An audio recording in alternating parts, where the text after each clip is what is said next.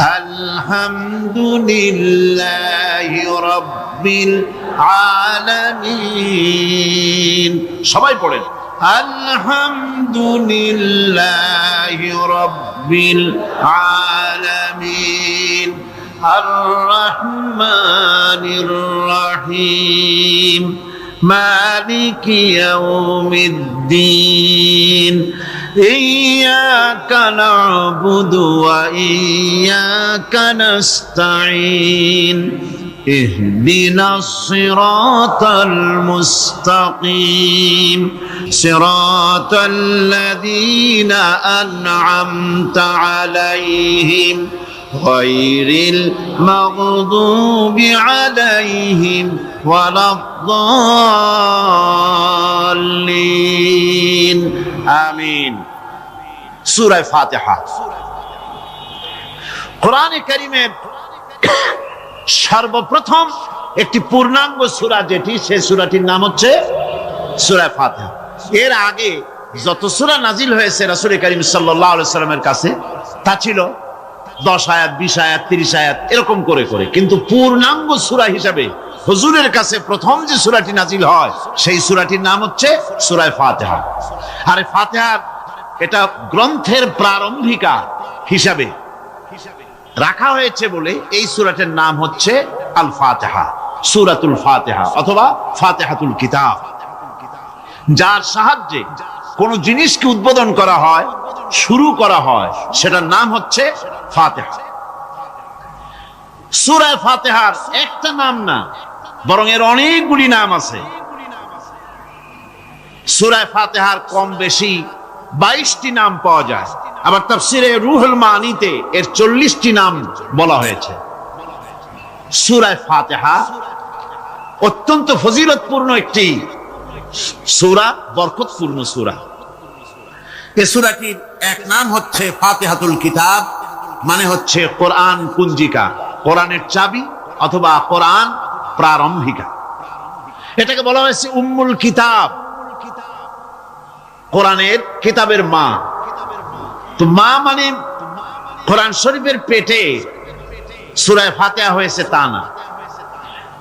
আরবিতে ওম শব্দের অর্থ হচ্ছে কেন্দ্র, সেন্টার, আসল।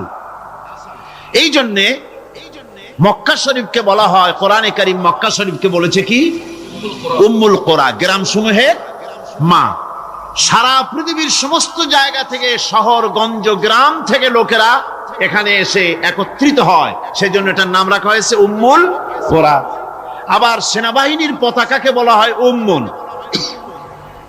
তার মানে হচ্ছে সমস্ত সেনাবাহিনী এই পতাকার ছায়াতলে ঐক্যবদ্ধ হয়, একত্রিত হয়, সেজন্য সেই পতাকার নাম হচ্ছে উম্মুন।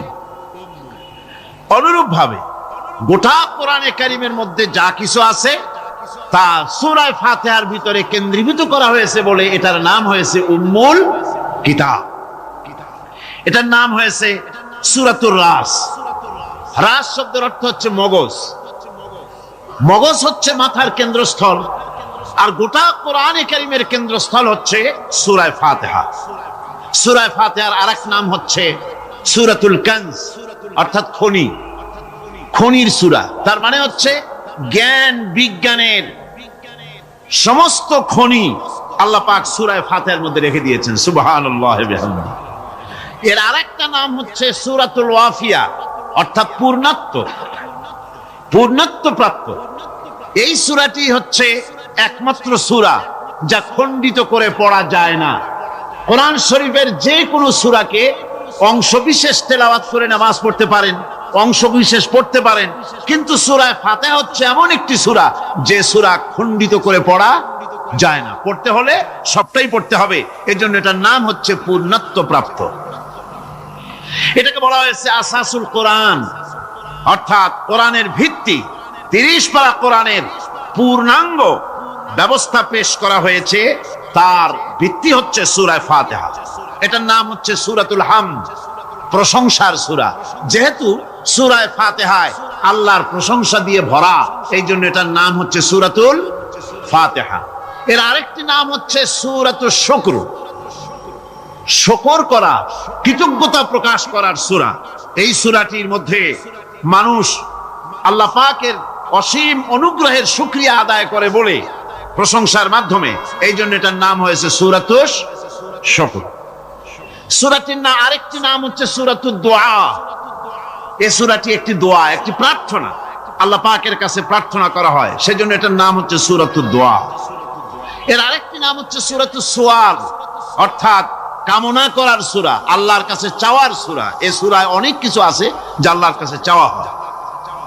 এই সূরাটি, এর আরেকটি নাম হচ্ছে সূরাতুশ শিফা, অর্থাৎ প্রতিষেধক, রোগ ব্যাধি ইত্যাদি মুক্ত হওয়ার জন্য। সূরা ফাতিহা আপনারা আল্লাহর ওলিদের কাছে, ওলামাদের কাছে যে যান, পানি নিয়ে, তেল নিয়ে, কালো জিরা নিয়ে, ওনারা যা পড়ে ফু দেন, সেই গোপন কথাটা বলে দেই, সেটা হচ্ছে সূরা ফাতিহা। সূরা ফাতিহা কোন কোন কিতাবে মুফাসসিরিন ইকরাম লিখেছেন, মুহাদ্দিসিনরা লিখেছেন যে দুরারোগ্য ব্যাধি, কোন ওষুধ ভালো হচ্ছে না, প্রতিদিন 40 বার করে সূরা ফাতিহা পড়ে পানিতে দম করে ফজরের পরে 41 দিন যদি এভাবে সেবন করে, সেই দম করা পানি দুরারোগ্য ব্যাধি আল্লাহ পাক ভালো করে দিবেন। সুবহানাল্লাহ বিহামদি। এটা হচ্ছে সূরাতুশ শিফা। এটাকে বলা হয় সূরাতুস সালাত। নামাজ হবেই না সূরা ফাতিহা ছাড়া, নামাজ সূরা ফাতিহা ছাড়া হবে না।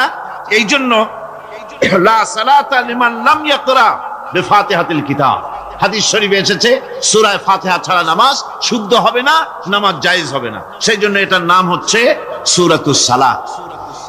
কোরআনে কারীমের এই সূরাটি, এটাকে হযরত পীর সাহেব কেবলা একটি আয়াত তেলাওয়াত করে বলেছেন সাবউল মাসানি। এটা হচ্ছে নিত্য পাঠনীয় সপ্তবাক্য, যে 7টি বাক্যকে সব সময় পড়া লাগে। তার মানে হচ্ছে যে ব্যক্তি নামাজ পড়ে 5 ওয়াক্ত, 24 ঘন্টার ভিতরে সূরা ফাতিহা একেবারে কম করেও যদি হয়, তাহলে 40 বার এই সূরা 24 ঘন্টায় নামাজি ব্যক্তিকে পড়তে হয়। এই জন্য সবসময় পাঠনীয় এই সূরাটি। সূরাটি মোট অক্ষর সংখ্যা হচ্ছে 113, শব্দ সংখ্যা হচ্ছে 25টি। এটি হচ্ছে সূরা ফাতিহা। একটি রুকু, 7টি আয়াত। নাজিলের অবতীর্ণ হওয়ার স্থান হচ্ছে মক্কা আল মুকাররমা। রাসূল করিম সাল্লাল্লাহু আলাইহি ওয়াসাল্লামের মক্কি জিন্দেগিতে সূরাটি অবতীর্ণ হয়। শুরু হচ্ছে সূরা ফাতিহা। আলহামদুলিল্লাহি রাব্বিল আলামিন। সূরা ফাতিহা আমি বলি এটি যেন একটি অভিনন্দন পত্র। এটি কি? অভিনন্দন পত্র। বান্দা দিচ্ছে তার রবকে, রবের ভাষায় শেখানো অভিনন্দন পত্র বান্দা তার রবকে প্রকাশ করছেন, দিচ্ছেন। অভিনন্দন পত্রে 3টা জিনিস থাকে, আপনারা লক্ষ্য করে শুনলে বুঝতে পারবেন ইনশাআল্লাহ। একবার ভাবুন যে কত বড় কথা 30 পারা কোরআনের মধ্যে যা আছে তার সবটা আল্লাহ পাক তার সারাংশ সূরা ফাতিহায় ঢুকাইছেন। তাহলে এটা জিনিসটা কি, এটা বুঝতে হবে এবং সেই ধরনের অন্তর নিয়ে, মন নিয়ে বসতে হবে আর বুঝতে চেষ্টা করতে হবে। আমি ধীরে ধীরে আপনাদের সামনে পেশ করব ইনশাআল্লাহ, বিইজনিল্লাহ, বিমাশিয়াতিল্লাহ, বিফদলিল্লাহ। সূরা ফাতিহার মধ্যে আমি বলেছি এটা একটি অভিনন্দন পত্রের মতো। কিরকম? অভিনন্দন পত্রে 3টা জিনিস থাকে। কয়টা জিনিস থাকে? 3টা। প্রথমে থাকে প্রশংসা। অভিনন্দন পত্রে প্রথমে কি থাকে? প্রশংসা। 2 নম্বরে থাকে পরিচয়। 3 নম্বরে থাকে দাবি। 3 নম্বরে থাকে দাবি। প্রথমেই দাবি করা হয় না, এটা ঠিক না। প্রথমেই প্রশংসা। সমস্ত অভিনন্দন পত্র আপনারা দেখবেন, মন্ত্রী আসুক, প্রেসিডেন্ট আসুক, অভিনন্দন পত্র পেশ করা হয়, সুন্দর ভাষায় লেখে, হে সংগ্রামী জননায়ক, গরিবের বন্ধু, জাতির কিছু একটা, এইভাবে করে বহুত প্রশংসা করে তারপরে তার নাম খুঁজে পাওয়াই মুশকিল প্রশংসার ঠেলায়। আপনার আগমনী বার্তায় আমাদের এই চট্টগ্রামের আকাশ বাতাস মুখরিত, আবাল বৃদ্ধ বনিতা আনন্দে উদ্বেলিত, কে কি করবে দিশে করতে পারছেন না, এরকম প্রশংসা। এই প্রশংসা দিয়ে তারপরে বলে আমরা চট্টগ্রাম কলেজের কর্তৃপক্ষ, আমাদের বেড়া নাই, টিন নাই, চাল নাই, ইট নাই, সিমেন্ট নাই, আমাদের এগুলি দাবি। তাহলে প্রথমে গেল প্রশংসা, 2 নম্বরে পরিচয়, 3 নম্বরে দাবি। মূলত এই ভদ্রতা প্রথমে কেউ বলে না, মন্ত্রী সাহেব চিটাগং এ আসছেন তো, আমাদের দাবি না মিটাইয়া ঠ্যাং আস্ত নিয়ে ঢাকা ফিরতে পারবেন না, এরকম বলে নাকি? এরকম বললে কিছুই পাওয়া যাবে না। মূলত এই যে ভদ্রতা, এই শালীনতা, এই শিষ্টাচার শিক্ষা দিয়েছে আল কোরআন। সুবহানাল্লাহ বিহামদিহি। বান্দাকে কিছু চাইতে হবে, আর চাওয়াটা শিখাইছেন কে? আল্লাহ। কে শিখিয়েছেন? বান্দাকে একটা বড় জিনিস চাইতে হবে, একটা বড় জিনিস চাইতে হবে আল্লাহর কাছে। সে চাওয়াটা কি সেটাও আল্লাহ শিখিয়েছেন। যেহেতু আমরা তো জানি না, বুঝি না, আল্লাহ আমাদের কত মেহেরবান, তার কত দয়া, আমাদের শিখাই দিচ্ছেন কেমনে প্রশংসা করতে হবে, কেমনে পরিচয় দিতে হবে, আর কেমনে দাবি করতে হবে। তিনটি জিনিস সূরা ফাতিহার মধ্যে আল্লাহ পাক ঢুকিয়ে দিয়েছেন। সুবহানাল্লাহ বিহামদিহি। সুতরাং বলা হচ্ছে, আল্লাহ পাক বলছেন আলহামদুলিল্লাহি রাব্বিল আলামিন। সমস্ত প্রশংসা, যাবতীয় প্রশংসা সবকিছু আল্লাহ পাকের জন্য, যিনি রব্বুল আলামিন, যিনি বহু জগতের, অসংখ্য জগতের যিনি পালনেওয়ালা, তার জন্যই সমস্ত প্রশংসা। এখন হামদ হচ্ছে প্রশংসা, এর অর্থ হচ্ছে সুন্দরের প্রশংসা। অসুন্দরের কিন্তু কোনো হামদ হয় না, অসুন্দরের হামদ হয় না। হামদ হয় কার? সুন্দরের। সুন্দরের হামদ হয়, প্রশংসা হয়। এই জন্য প্রশংসা করতে হবে আল্লাহ পাকের। কোন ফাসিকের প্রশংসা যদি করা হয়, আল্লাহ পাক নারাজ হয়ে যান। আল্লাহ পাকের আরশ গোসায় থরথর করে কাঁপতে থাকে। প্রশংসা হবে কেবলমাত্র কার? আল্লাহ পাকের। এবং এই প্রশংসা সবটুকু হামদের আগে আলিফ লাম লাগানো হয়েছে। এটা হচ্ছে জিন্স বা ইস্তিকরার, অর্থাৎ সমস্ত বস্তুকে বোঝাবার জন্য আল শব্দকে ব্যবহার করা হয়েছে। আলহামদু, সমস্ত প্রশংসা সেই আল্লাহ পাকের, যিনি তামাম জাহানকে সৃষ্টি করেছেন এবং প্রতিপালন করেছেন। আল্লাহ রাব্বুল আলামিন বলেন, আমরা শুরু করছি সূরা ফাতিহা, অভিনন্দন পত্র দিচ্ছি। কারে দিচ্ছি? আল্লাহ পাককে দিচ্ছি। সেখানেও ভাষা দিয়ে রব্বুল আলামিন বলেন প্রশংসা করো, আলহামদুলিল্লাহি রাব্বিল আলামিন। সমস্ত প্রশংসা আল্লাহ পাকের, যিনি হচ্ছেন রব। যিনি কি? রব। এখন এই রব শব্দের বাংলা অর্থ করা হয় প্রভু, লালনকারী, প্রতিপালনকারী, কিন্তু এই অর্থ যথেষ্ট নয়। কোরআনে কারিমে যে রব বলা হয়েছে তার অর্থ হচ্ছে, তার অর্থ ব্যাপক, অনেক বিশাল এর অর্থ। এ রব কাকে বলে আমি রবের সমস্ত ব্যাখ্যা করতে পারবো না, তবে অল্প কথায় এমন ভাবে বলতে চেষ্টা করব যাতে করে আপনাদের বুঝে আসবে ইনশাআল্লাহ। আমরা বলি ইনশাআল্লাহ। এখন আপনারা যদি আমাকে প্রশ্ন করেন যে অত কথা বুঝি না, এক লাইনে এক বাক্যে বুঝায় দেন রব কাকে বলে, তাহলে আমি কথাটা এইভাবে বলবো, যাহার যখন যে জিনিসের যতটুকু প্রয়োজন তাহাকে তখন সেই জিনিস ফরিয়াদ করার আগে যিনি পৌঁছে দেন তার নাম হচ্ছে রব। এ রব হচ্ছে, তার মধ্যে রুবুবিয়তের সম্পূর্ণ কোয়ালিটিতে ভর্তি। আল্লাহ পাকের মধ্যে রুবুবিয়তের কোয়ালিটি। রব শুধু সৃষ্টি করেই ছেড়ে দেন না, প্রতিপালন করেন, পূর্ণতায় পৌঁছে দেন।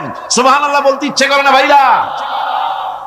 দেখেন আল্লাহ রাব্বুল আলামিন এমন রব, বাংলাদেশের কুকুর আর আমেরিকা ইউরোপের শীত প্রধান দেশের কুকুর একরকম নয়।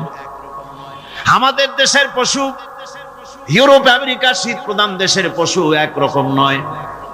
তার কারণ হলো আমাদের দেশে শীত কম, নাতিশীতোষ্ণ অঞ্চলের মধ্যে খানিকটা পড়ে যায়। এখানে পশুদের গায়ে কম পশম থাকলে কোনো অসুবিধা নাই। ভেড়া, ঘোড়া, কুকুর, বন্য প্রাণীকে কেউ তো কম্বল দেয় না, ল্যাপ দেয় না, রাজাই দেয় না, খাতা দেয় না, চাদর দেয় না। আল্লাহ রাব্বুল আলামিন তিনি এমন রব, শীত প্রধান দেশের পশুদের গায়ে পশম দিয়া চিরস্থায়ী কম্বল জড়ায় দিয়েছেন। এর নাম হচ্ছে রব। প্রতিপালনের পদ্ধতি কি সুন্দর করে তিনি প্রতিপালন করছেন, কি সুন্দর করে তিনি পশু পক্ষীগুলিকে তাদের আহার জোগাড় করছেন, প্রতিপালন করছেন। তিনি রব, মানুষকে সৃষ্টি করেছেন, আমাদেরকে সৃষ্টি করেছেন, সব প্রয়োজন মিটাইছেন। সুবহানাল্লাহ ওয়া বিহামদিহি, সকল প্রয়োজন মিটিয়েছেন, একটা জিনিস বাদ রাখেন না। কোরআন হচ্ছে আল্লাহ পাকের দেওয়া এক মহান বিধান, যে কোরআনের কারণে আল্লাহ পাক আমাদেরকে হেদায়েত দান করেছেন। সুতরাং এই কোরআন হচ্ছে, কোরআনের মধ্যে যা আছে, গোটা কোরআনে যা আছে সব সূরা ফাতিহায় আছে। সুবহানাল্লাহ ওয়া বিহামদিহি। আল্লাহ পাক বলছেন আলহামদুলিল্লাহি রাব্বিল আলামিন। মুহাব্বতের সাথে পড়েন সবাই, আলহামদুলিল্লাহি রাব্বিল আলামিন। সমস্ত প্রশংসা, যাবতীয় প্রশংসা সে আল্লাহ পাকের, যিনি তামাম জাহানের পালনেওয়ালা রব। আল্লাহ পাক তার কাছে যখন বান্দা আলহামদুলিল্লাহি রাব্বিল আলামিন বলে, তখন প্রশ্ন হয় যে তার যার প্রশংসা তুমি করছো, তোমরা করছো, তার কি আরো কোনো গুণকীর্তন আছে নাকি? আমরা বলি আর রহমানির রহিম, তিনি পরম দাতা এবং দয়ালু। রহমান এবং রহিম দুটি হচ্ছে সমঅর্থবোধক, প্রায় কাছাকাছি অর্থবোধক শব্দ। অসীম মেহেরবান এবং বিশেষ করুণাময় তিনি, যিনি রহমান এবং রহিম। রহমান রহিম আল্লাহ পাকের দুটি গুণবাচক নাম। রহমান অপেক্ষা, রহিম অপেক্ষা রহমান, এটা হচ্ছে বেশি ব্যাপক অর্থবোধক, যার জন্য তাফসীরে বলা হয়েছে আর রহমানু যুর রাহমাতিশ শামিলা বিজামিল খালায়েক ফিদ দুনিয়া ওয়াল মুমিনিনা ফিল আখিরাহ। অর্থাৎ রহমান তিনি, যিনি এমন রহমতের মালিক যা বিশেষত গোটা বিশ্বের সমস্ত মানুষের জন্য প্রযোজ্য। আর রহিম হচ্ছে শুধু কিয়ামতের দিন পৃথিবীতে রহমান তিনি দয়াবান পৃথিবীর সমস্ত মানুষের জন্য, এবং কিয়ামতে শুধু মুমিনদের জন্য। রহমান কিয়ামতে শুধু মুমিনদের জন্য। আর রহিম হচ্ছে আর রহিম যুর রাহমাতি শামিলা লিল মুমিনিনা ইয়াউমিল কিয়ামা। রহিম হচ্ছে শুধুমাত্র কিয়ামতের দিন আল্লাহ রাব্বুল আলামিন শুধু মুমিন লোকদের জন্য এই বিশেষ দয়া কিয়ামতের দিন করবেন। এখন রহমান হচ্ছেন পৃথিবীর সমস্ত মানুষের জন্য, সমস্ত প্রাণীর জন্য। তার দান থেকে কেউ বঞ্চিত থাকবে না, সকলের জন্য তার দানের দরজা অবারিত, উন্মুক্ত। এই পৃথিবীর মুখে আমরা দেখতে পাই মানুষ তার বন্ধুদেরকেই দেয়, শুধু সরকার হোক আর সাধারণ মানুষ হোক, আপনজনদেরকে নিজের দলকেই বেশি দেয়। কথা ঠিক কিনা? নিজের দলের প্রতি, আত্মীয় স্বজনের প্রতি স্বজন প্রিয়তা মানুষের শরীরের ভিতরে রোগ হিসাবে কাজ করে, আর এভাবে করে নিজের দল আর আত্মীয় স্বজনকে বেশি করে সুযোগ সুবিধা দেয়। শত্রুকে কেউ দেয় না, শত্রুকে কেউ ডেকে ডেকে কোনো জিনিস দিতে চায় না বা দেয় না। আল্লাহ রাব্বুল আলামিন এমন রহমান, এমন দয়াবান, এমন মেহেরবান, যারা তার ইবাদত করে, যারা তাকে স্বীকার করে, আল্লাহ বলে তাকে যারা সেজদা দেয়, আল্লাহ পাক তাদেরকেও দেন। আর যারা আল্লাহকে অস্বীকার করে, আল্লাহ রাব্বুল আলামিনকে মানে না, তার গুণাবলী কি স্বীকার করে না, তার অস্তিত্ব স্বীকার করে না, তারপরেও আল্লাহ রাব্বুল আলামিন কোন নাফরমান বান্দাকেও রহমত থেকে বঞ্চিত করেন না। সে যেই হোক, বেনামাজি হোক, মুরতাদ হোক, নাস্তিক হোক, তারপরে আল্লাহর অনুগ্রহ থেকে সে বঞ্চিত থাকে না। কথা ঠিক কিনা? বরং এটাই আমরা দেখি, নামাজি দিনদার পরেজগার মানুষ তার বরং কম থাকে, সে বরং কম পায়। বাড়ি নাই, ঘর নাই, কলকারখানা নাই, আর নামাজ রোজা করে না, হজ যাকাত করে না, আল্লাহর সাথে বিরোধিতা করে, আল্লাহরে মানেই না, বলে দেয়ার ইজ নো গড, স্রষ্টা বলতে কেউ নাই। এই ড্রিঙ্ক অ্যান্ড বি মেরি, এই হচ্ছে তাদের থিওরি, তাদের দর্শন, তাদের ফিলসফি। এই জাতীয় লোকগুলি বরং দেখা যায় তারা ক্ষমতা পায়, বাড়ি হয়, গাড়ি হয়, কল হয়, কারখানা হয়, সম্মান পায়। এটা কেন? এর কারণ হচ্ছে আল্লাহ রাব্বুল আলামিন এই পৃথিবীর কোনো মূল্য দেন না। এই পৃথিবীর মূল্য যদি আল্লাহ পাকের কাছে একটা মশার ডানার তুল্য যদি হতো, আল্লাহ পাক বিদ্রোহীদেরকে, কাফেরদেরকে এক ঢোক পানি আল্লাহ পাক গিলতে দিতেন না। এবার চিন্তা করেন, আল্লাহর ব্যাপারে যে দৃষ্টান্তটা দেওয়া হয়েছে, দৃষ্টান্তটা কত গুরুত্বপূর্ণ। মশার ডানার তুল্য, মশার ডানার তুল্য এই পৃথিবীর দাম নাই আল্লাহর কাছে। আপনাকে যদি কেউ 10 লক্ষ মশার ডানা বহু কষ্ট করে জোগাড় করিয়া যদি কেউ দেয়, তাহলে আপনি কয় টাকা দিয়ে কিনবেন?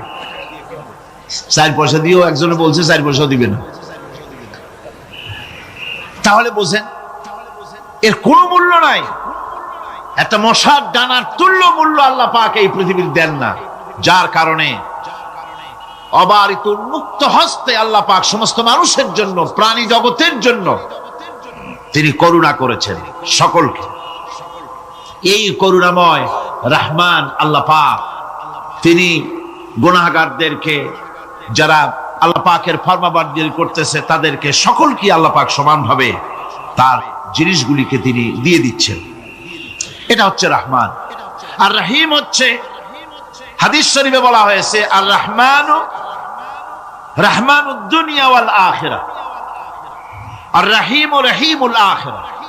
মুমিন রহমান তো শুধু আল্লাহ পাক দুনিয়া এবং আখিরাতের জন্য, আর রহিম শুধুমাত্র আখিরাতের জন্য। আবার কোন কোন আয়াতে বলা হয়েছে যে আল্লাহ পাক দুনিয়ার মানুষের জন্য রহিম। একটি আয়াতে ভাবে বলা হয়েছে, হুয়াল্লাযী ইউসাল্লি আলাইকুম ওয়া মালাইকাতুহু লিইখরিজাকুম মিনাজ যুলুমাতি ইলান নূর ওয়া কানা বিল মুমিনিনা রহিমা। সে আল্লাহই তোমাদের প্রতি রহম করেছেন, রহমত নাজিল করেছেন, এবং তার ফেরেশতাগণ এই উদ্দেশ্যে যে তোমাদেরকে তিনি অন্ধকার থেকে আলোর দিকে বের করে নিয়ে আসবেন। আর তিনি হচ্ছেন মুমিনদের জন্য রহিম, অত্যন্ত দয়াবান। আরবি ভাষায় আর রহমান অন্তর জগতের এমন একটি নম্র উচ্ছ্বাসিত অবস্থার প্রতি ইঙ্গিত করে, যার ফলে তার স্বতঃস্ফূর্তভাবে নিজের থেকেই মহানুভবতা এবং প্রীতি ও মহব্বতের ইচ্ছার বহির প্রকাশ ঘটে। তাই রহমতের মধ্যে আছে স্নেহ, আছে প্রীতি, আছে অনুগ্রহ। আল্লাহ পাকের রহমতটা কি জিনিস? সেটা হচ্ছে রাহমাতি ওয়াসিআত কুল্লা শাই।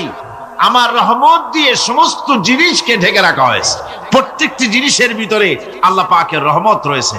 রহমত ছাড়া এই পৃথিবীতে মানুষের চলার কোনো পথ নাই। সমস্ত ব্যাপারেই আল্লাহ পাকের রহমত আর রহমত।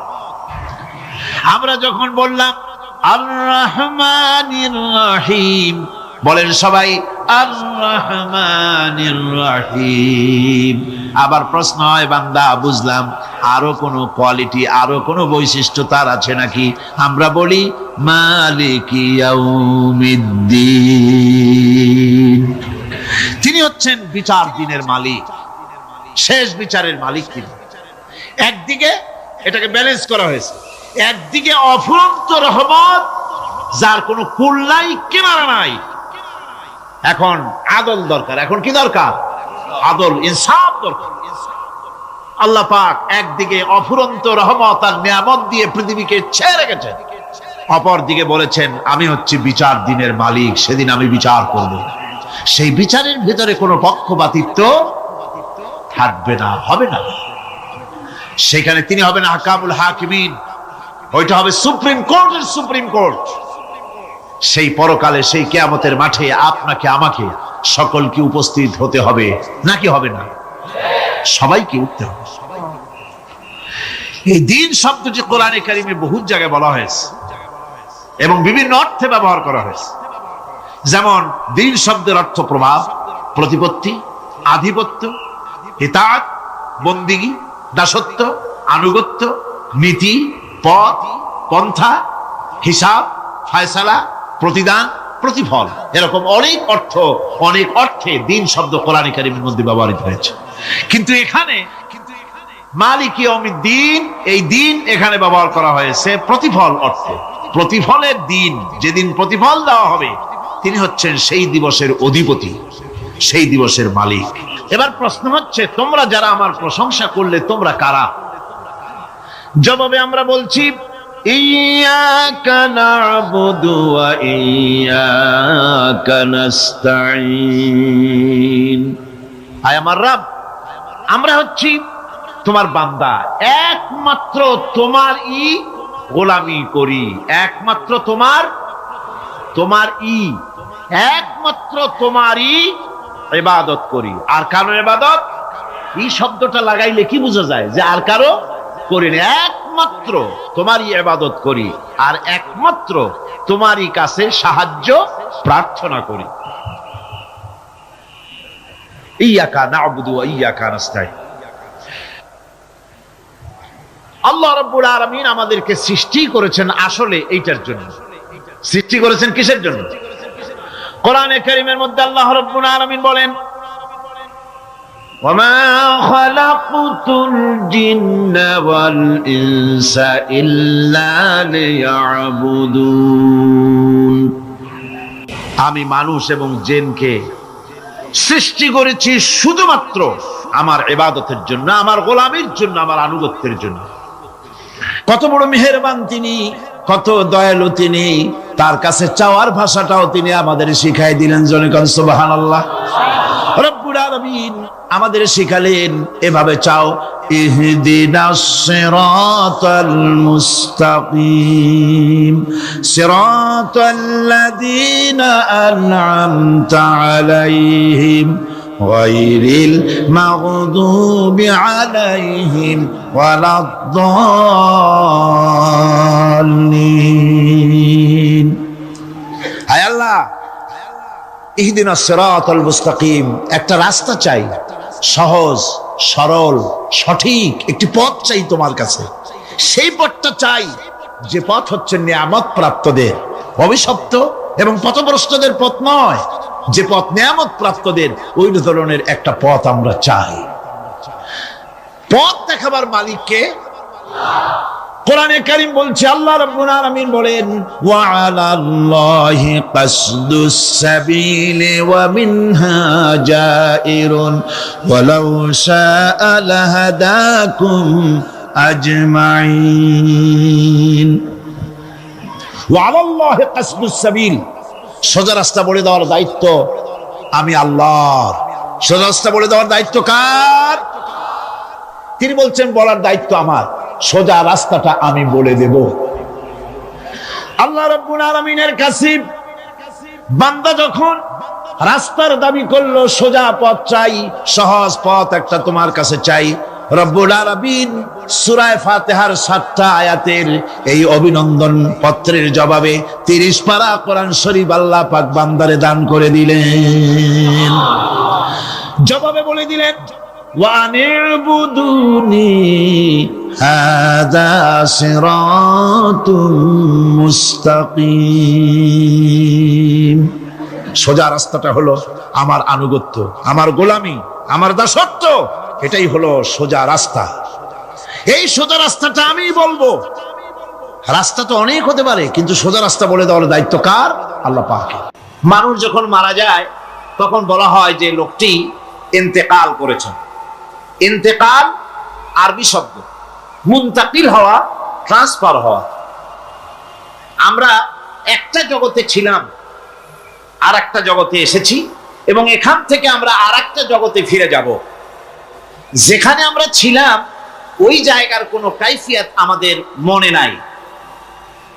ওইটার নাম হচ্ছে আলমে আরওয়াহ। বলুন তো ওইটার নাম কি? আলমে আরওয়াহ, রুহের জগৎ। রুহের জগৎ থেকে আমরা এসেছি আলমে আসবাবে, বস্তু জগতে এসেছি। এই বস্তু জগৎ থেকে আমরা ট্রান্সফার করব, আমরা বিদায় হব, আমরা মুনতাকিল হব, আমরা ইন্তেকাল করব, চলে যাব আরেকটা জগতে। সেই জগতের নাম হচ্ছে আলমে বারজাখ। ওই জায়গাটা, ওই দেশটা কেমন তার কোনো কাইফিয়ত আমাদের জানা নাই। কোন ব্যক্তি মরে যাওয়ার পর ফিরে এসে আমাদেরকে বলে নাই যে ওই জায়গাটা এমন, কবরটা এমন, কবরে গেলে এই হয়। এগুলি কেউ ফিরে এসে আমাদের বলেন নাই। আমরা যা জেনেছি সবটা ভাষা কিছুই জানি নাই। এই জায়গাটা কম সময়, খুবই কম, আর যে জায়গায় যাব সেই জায়গাটা অনেক লম্বা। যেখানে আসি সেই জায়গাটা এতই ছোট। আজকে পত্রিকায় দেখলাম এক গায়ক, তিনি শিল্পকলা একাডেমিতে 1 সেকেন্ডের বিশ্বাস নাই। এই 1 সেকেন্ডের বিশ্বাস নাই, গান গাওয়া শেষ করতে পারে নাই, বাস দুনিয়া থেকে বিদায় হয়ে গেছে। তার গানটার প্রথম লাইনই ছিল 1 সেকেন্ডের বিশ্বাস নাই। এই গানটা গাইলেন তিনি, লোকেরা আনন্দ করলো, হাতের তালির রেশ ফুরাতে পারে নাই, এর ভেতরেই তিনি বিদায় হয়ে গেলেন। দুনিয়াটা এতই ক্ষণস্থায়ী, মানুষের জীবনটা এতই ক্ষণস্থায়ী, কচু পাতার উপরের পানি তারও তো কিছুটা স্থায়িত্ব আছে, টলমল করে, এই আছে এই নাই। মানুষের জীবনও এর থেকেও খুবই ছোট্ট, আর দুনিয়াটাও খুবই ক্ষণস্থায়ী। আর যেখানে যাব ওই জায়গাটা এত বিরাট, এত ব্যাপক, যার কোনো সীমা নাই, যার কোনো শেষ নাই, অনন্তকাল। কত বছর থাকতে হবে তার কোনো সীমানাও আমাদের জানা নাই, কত বছর থাকা লাগবে। মাওলানা রুম বলেছেন হিসাব আমার কাছে একটা আছে। বলে সেটা কিরকম? তিনি বলেছেন একটা হিসাব আমি জানি, তা হচ্ছে এই পৃথিবী ভরা যদি থাকে সরিষা, আকাশ পর্যন্ত উঁচা। মাওলানা রুম আলাইহির রাহমা তিনি বলছেন, আর সপ্ত আকাশের উপরে থাকে যদি একটি ছোট্ট পাখি, ওই পাখিটা পৃথিবীতে এসে একটা দানা নিয়ে যাবে, 7 আকাশের উপরে রাখবে, 70,000 বছর বিশ্রাম করবে, আবার আসবে আর একটা দানা নিয়ে গিয়ে 7 আকাশের উপরে রেখে 70,000 বছর বিশ্রাম করবে। মাওলানা রুম বলেন এমনি করে ওই পাখিটি 70,000 বছরের বিরতিতে একটা একটা দানা নিতে নিতে তাম পৃথিবীর সমস্ত দানাগুলি যদি 7 আকাশের উপরে নেওয়া হয়েও যায়, তবুও আল্লাহ রাব্বুল আলামিন মানুষের জন্য যে পরকালের জীবন তৈরি করেছেন সেই জীবনের শেষ হবে না। কি বিশাল, কি জীবন যার কোনো শেষ নাই। শুধু বিচারের দিনটা হবে 50,000 সানা মিম্মা তাউদ্দুন। দুনিয়ার হিসাব মতে যে তোমরা গণো, এই গণনা মতে 24 ঘন্টার দিন, 7 দিনের সপ্তাহ, 30 দিনের মাস, 52 সপ্তাহের বছর, এইভাবে করে মাস দিন যেভাবে তোমরা গণনা করো, 50,000 বছর পৃথিবীর, 50,000 বছর যত বড় লম্বা, কিয়ামতে শুধু বিচারের দিনটাই হবে এত বড় লম্বা। সুবহানাল্লাহ। সুতরাং সেই পরকাল, এই পরকালের উপরে বিশ্বাস, এটা হলো সবচেয়ে গুরুত্বপূর্ণ একটি বিষয়। কোরআনে কারিমে সম্ভবত এমন কোন পৃষ্ঠা নাই যেখানে সরাসরি অথবা আকারে ইঙ্গিতে পরকালের কোনো কথা বলা হয় নাই। সম্ভবত কোরআনে কারিমের এমন কোন পৃষ্ঠা নাই। কোরআনে কারিমের ভেতরে মওত, হাসর, জাহান্নাম, জান্নাত, তারপরে সিরাত, মিজান, মানাজির কিয়ামত ইত্যাদি, অর্থাৎ মৃত্যুর পরের জীবন সম্পর্কে আল্লাহ পাক কোরআনে যা আলোচনা করেছেন তা যদি এক জায়গায় করা যায়, তা অন্তত গোটা কোরআন শরীফের 1/3 10 পারার সমান হয়ে যাবে। এখন চিন্তা করেন বিষয়টা কতই গুরুত্বপূর্ণ, যার জন্য কোরআনে কারিমে এতটা বিরাট, কোরআনের 1/3 আল্লাহ পাক পরকাল সম্পর্কে আলোচনা করেছেন। খুবই গুরুত্বপূর্ণ বিষয়। এই পরকালের উপরে যারা ঈমান আনবে না, পরকালকে যারা বিশ্বাস করবে না, তাদের সম্পর্কে আল্লাহ পাক বলছেন, والذين كذبوا بآياتنا ولقاء الآخرة حبطت أعمالهم। পরকালকে যারা বিশ্বাস করবে না, আখিরাতের দিনের পরে যাদের ঈমান থাকবে না, যারা বিশ্বাস করবে না, তাদের জীবনের সমস্ত ভালো কাজগুলি আল্লাহ রাব্বুল আলামিন বরবাদ করে দিবেন। তাদের জীবনের কোনো কাজের কোনো মূল্য নাই, সমস্ত কাজগুলি নিষ্ফল, বেকার, যারা নাকি পরকালকে বিশ্বাস করবে না। পরকালের বিশ্বাসটাই হচ্ছে মানুষের জীবনের সবচাইতে নৈতিকতার মূল ভিত্তি। একটা মানুষের চরিত্র ভালো হওয়ার জন্য পরকালের বিশ্বাসটা সবচেয়ে বড় জিনিস। মানুষ ভালো মন্দ, পরকালের দরকারটা কি? প্রশ্ন উঠতে পারে, পরকালটা না হলে কি হইতো?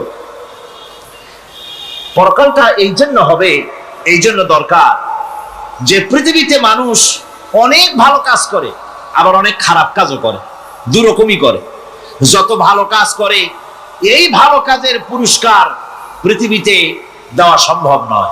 একটা মানুষ এত ভালো কাজ করলো, নামাজ পড়লো, রোজা রাখলো, হজ করলো, যাকাত দিল, তারপরে আল্লাহর দ্বীন প্রতিষ্ঠার জন্য কষ্ট করলো, জেল খাটলো, জরিমানা দিল, ফাঁসির মঞ্চে চড়লো, তার এত ভালো কাজের পুরস্কার এই পৃথিবীতে দেওয়া সম্ভব নয়।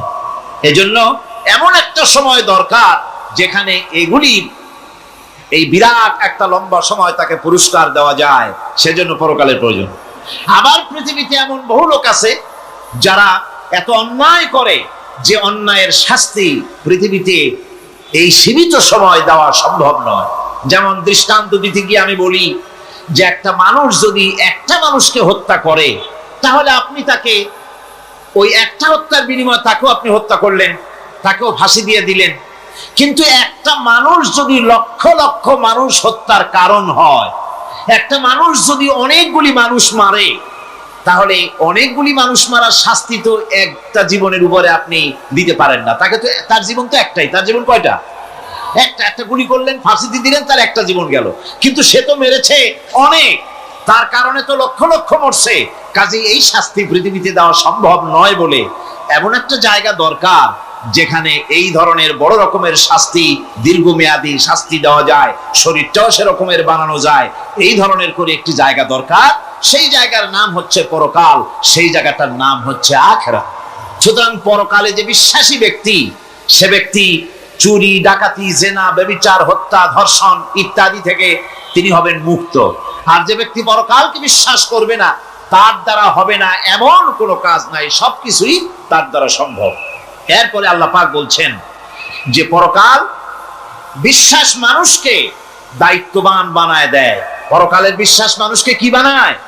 দায়িত্ববান বানায়। যেহেতু তোমার তো খালি খালি সৃষ্টি করা হয় নাই। আল্লাহ রাব্বুল আলামিন কোরআনে কারীমের মধ্যে বলছেন, আফাহাসিবতুম আন্নামা খালাকনাকুম আবাসাম ওয়া আন্নাকুম ইলাইনা লা তুরজাউন। লোকেরা কি ভেবেছে, তোমরা কি এটাই মনে করেছো যে আমি তোমাদেরকে এমনি এমনি সৃষ্টি করেছি আর তোমাদেরকে আমার কাছে ফিরে আসতে হবে না? এটাই কি ভেবেছো তোমরা?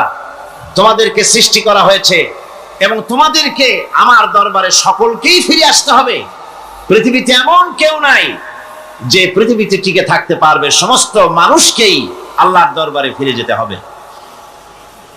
আল্লাহ পাক কোরআনে কারীমের অন্যত্র বলেছেন, আয়াহসাবুল ইনসানু আইয়ুতরাকা সুদা। মানুষ কি ভেবেছে যে আমি তাকে নিরর্থক সৃষ্টি করেছি, তার কোনো হিসাব হবে না, তার কোনো দেখার মতো কেউ নাই, তাকে এমনি এমনি আমি সৃষ্টি করেছি? তা না, প্রত্যেকটি মানুষকেই বিচক্ষণতার দাবি হিসেবে সৃষ্টি করা হয়েছে এবং তার সব কিছুকেই দেখা হচ্ছে। আল্লাহ পাক সব দেখতে পাচ্ছেন, তার নজরের সামনে আছে। আল্লাহ পাক দেখেন এবং শোনেন। আমরাও দেখি, আমরাও শুনি, কিন্তু আল্লাহ পাকের দেখা আর আমাদের দেখা, আল্লাহর শোনা আর আমাদের শোনা একরকম নয়। আমরা এই মাহফিলের বাইরে কি হচ্ছে আমরা দেখতে পাই না, ঠিক কিনা গণ? রাতের বেলা আমরা আমাদের নিজেদেরকেও দেখি না, এমনকি আমরা আমাদের পেছনে কি হয়, পিছনে কি আছে তাও দেখি না। আপনারা যে আমার সামনে বসে আছেন, আপনাদের পেছনে লোকটা কি করতেছে তা আপনি দেখতে পাচ্ছেন না। মেঘ হলে মেঘের উপরে কি হয় দেখতে পাই না, কুয়াশার মধ্যে দেখতে পাই না, গাছের আড়ালে কি দেখতে পাই না, পাহাড়ের আড়ালে কি দেখতে পাই না। তারপরে শোনার ব্যাপারে একটা নির্ধারিত এলাকার আওয়াজ আমাদের কানে আসে, এর বাইরের কিছু আমরা শুনতেও পাই না। আল্লাহ রাব্বুল আলামিনের কি এরকম অবস্থা নাকি? কি বলেন, এরকম অবস্থা? আল্লাহ সব দেখতে পান, সব শুনতে পান, এমন তার চোখের সামনে কোন অবস্ট্রাকশন নাই, তার চোখের সামনে কোন জিনিস অন্তরায় হয়ে দাঁড়াতে পারে না, কেউ কোন জিনিস তার চোখের সামনে বাধার সৃষ্টি হতে পারে না। তাকে কেউ দেখতে পারে না, কিন্তু তিনি সবাইকে দেখতে পান। লা তুদরিকুহুল আবসার, তাকে কোন দৃষ্টিশক্তি তাকে দেখতে পাবে না। সমস্ত দৃষ্টিশক্তিকে তিনি দেখবেন, কিন্তু তাকে কেউ দেখতে পারবে না। সুবহানাল্লাহ ওয়া বিহামদিহি। সুতরাং তিনি সব দেখেন এবং সবই শোনেন। এই বিশ্বাস মানুষকে দায়িত্ববান বানায়। এই বিশ্বাস মানুষকে কি বানায় জোরে গণ? দায়িত্ববান বানিয়ে দেয়। আল্লাহ রাব্বুল আলামিন বলছেন, আয়াহসাবু আল্লান ইয়াকদিরা আলাইহি আহাদ ইয়াকুলু আহলাকতু মালান লুবাদা আয়াহসাবু আল্লাম ইয়ারাহু আহাদ। মানুষ কি ধারণা করেছে তার উপরে কারো কোনো ক্ষমতা চলবে না? সে বলে আমি অনেক ব্যয় করেছি, আর সে ভেবেছে তাকে দেখার মতো কেউ নাই। আল্লাহ পাক বলেন দেখার জন্য অবশ্যই একজন আছেন, তিনি হচ্ছেন আল্লাহ রাব্বুল আলামিন। কে দেখতে পান? জোরে সরে বলেন, কে দেখতে পান? আল্লাহ পাক সব দেখেন, সব শোনেন। এমনকি সমুদ্রের অতল তলদেশে কোন পাথরের সাথে লাগানো, বালু কণার সঙ্গে লাগানো ছোট্ট একটি পোকা, যা মাইক্রোস্কোপ যন্ত্র ছাড়া দেখা যায় না, এমন ছোট্ট পোকাটিও যদি চিৎকার মারে ক্ষুধার যন্ত্রণায় বা পেটের যন্ত্রণায় বা কষ্টে পড়ে কোনো চিৎকার যদি মারে, সমুদ্রের কেউ শোনার কথা নয়, জমিনের উপরে কেউ শোনার কথা নয়, অন্তরিক্ষের কারো শোনার কথা নয়। আল্লাহ রাব্বুল আলামিন বলেন সেই ক্ষীণ আওয়াজটুকুনো তোমার আল্লাহ পাক শুনতে পান। সব তিনি শুনতে পান এবং দেখতে পান, তার চোখের সামনে সব রয়েছে। সুতরাং আসল কথা হচ্ছে মানুষেরা পরকালের চাইতে দুনিয়ার গুরুত্ব দেয় বেশি। বাল তুসিরুনাল হায়াতাদ দুনিয়া ওয়াল আখিরাতু খায়রুন ওয়া আবকা। তোমরা পার্থিব জীবনকে অগ্রাধিকার দিয়েছো, আর পরকাল হচ্ছে উত্তম এবং স্থায়ী। পরকাল হচ্ছে উত্তম। পৃথিবী একটা নিকৃষ্ট জায়গা, একটা ছোট্ট জায়গা পৃথিবী। এটার আরবি হচ্ছে কি বলুন তো? পৃথিবীর আরবি কি? দুনিয়া। এটাকে দুনিয়া, দুনিয়া শব্দটা এসেছে আদনা শব্দ থেকে, তুচ্ছ, নিকৃষ্ট, এটা কোনো দাম নাই।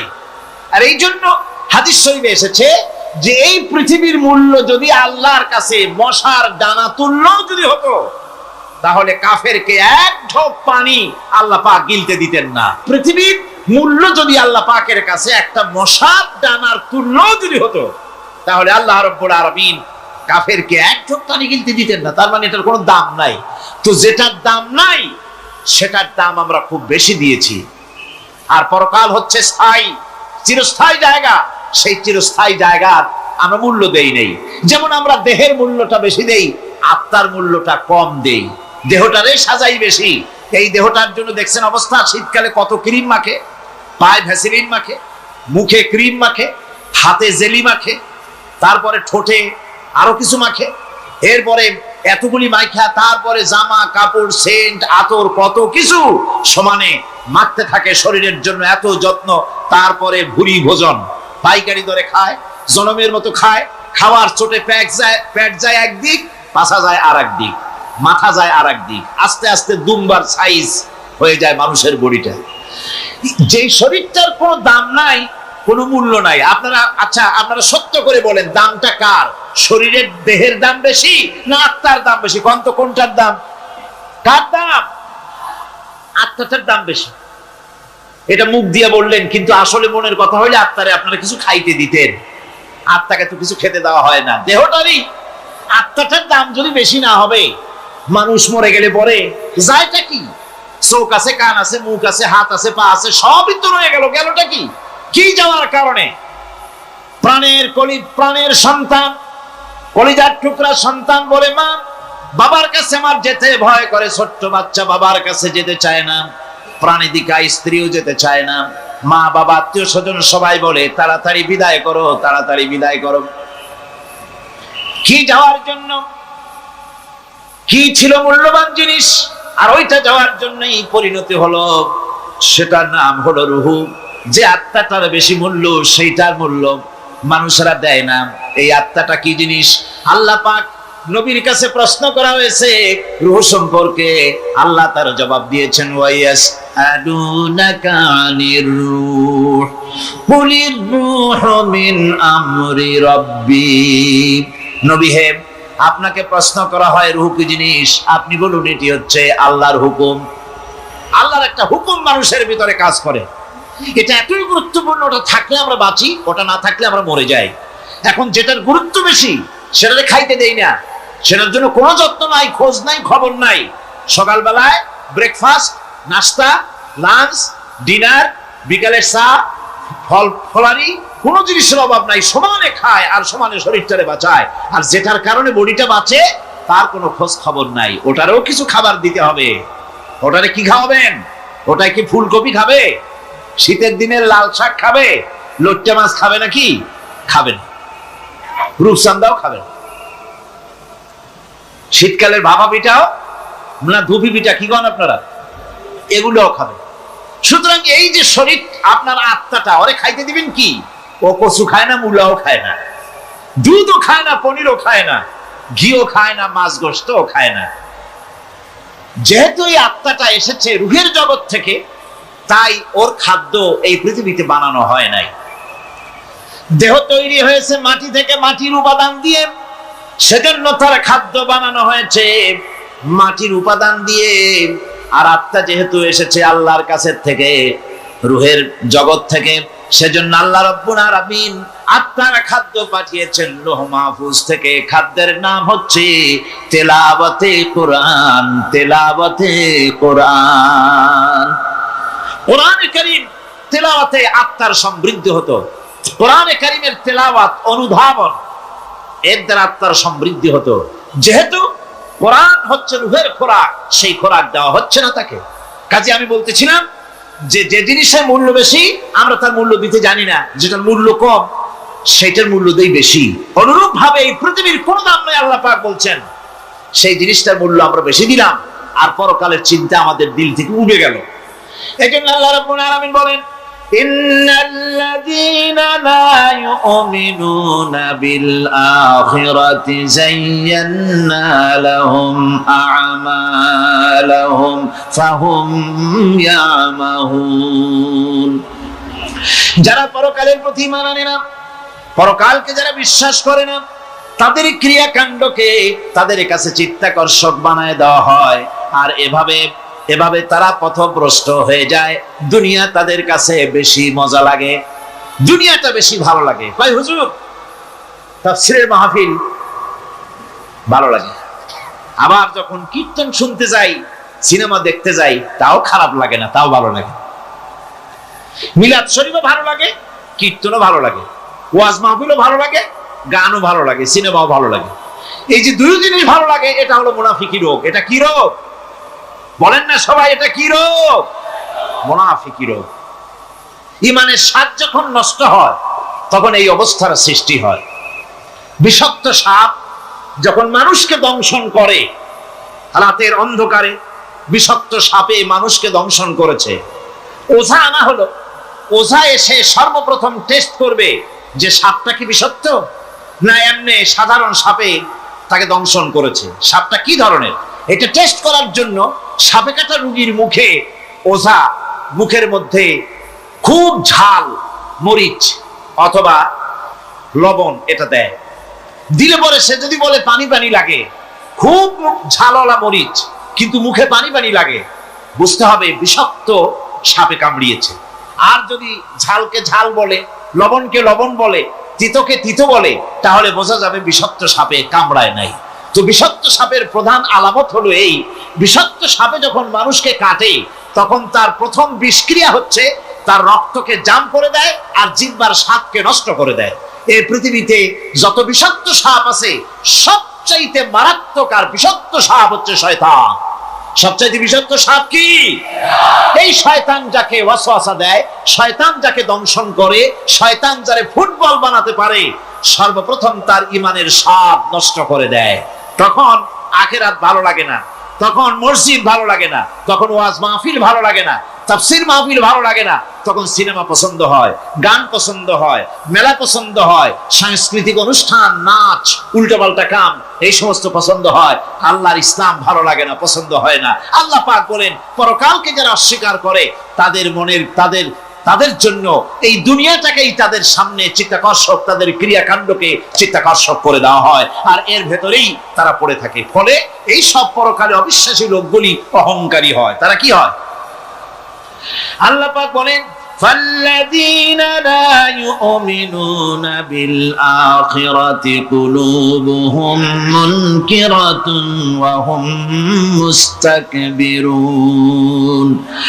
পরকালের প্রতি যারা ঈমান আনে না, পরকালকে যারা বিশ্বাস করে না, তাদের মন সত্য কথাকে অস্বীকার করে আর এই লোকগুলি অহংকারী হয়ে যায়, ধরাকে সরাক জ্ঞান করে। কি হনুরে এই অবস্থার সৃষ্টি হয়ে যায়। সে মনে করে যে পৃথিবী আমার, উলট পালট করে দে মা, লুটে পুটি খাই। পরকালে বিশ্বাস নাই, যা খুশি সে তখন তা করতে থাকে এবং অহংকারী হয়ে যায়।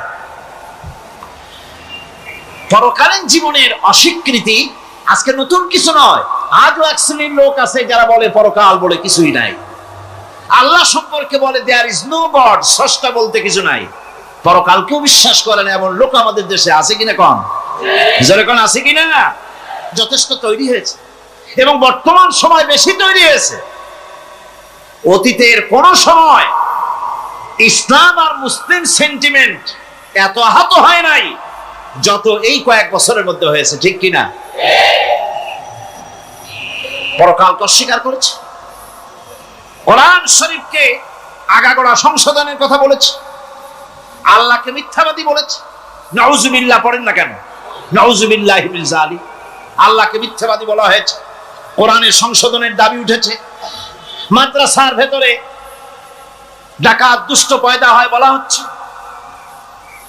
এভাবে করে তারা আল্লাহকে অস্বীকার করেছে, কোরআনকে অস্বীকার করেছে, পরকালকে অস্বীকার করছে। পরকালকে সেই অতীতের যুগের কাফেরাই অস্বীকার করে নাই, বর্তমান যুগেরও এক শ্রেণীর লোকেরা, তারা আবার মুসলমান নামধারী, নাম মুসলমানি নাম লাগানো আছে, পরকালকে তারা অস্বীকার করছে। এদের ভিত্তি হচ্ছে এই, তারা বলে ইন হিয়া ইল্লা হায়াতুনাদ দুনিয়া ওয়া মা নাহনু বিমাবউসিন।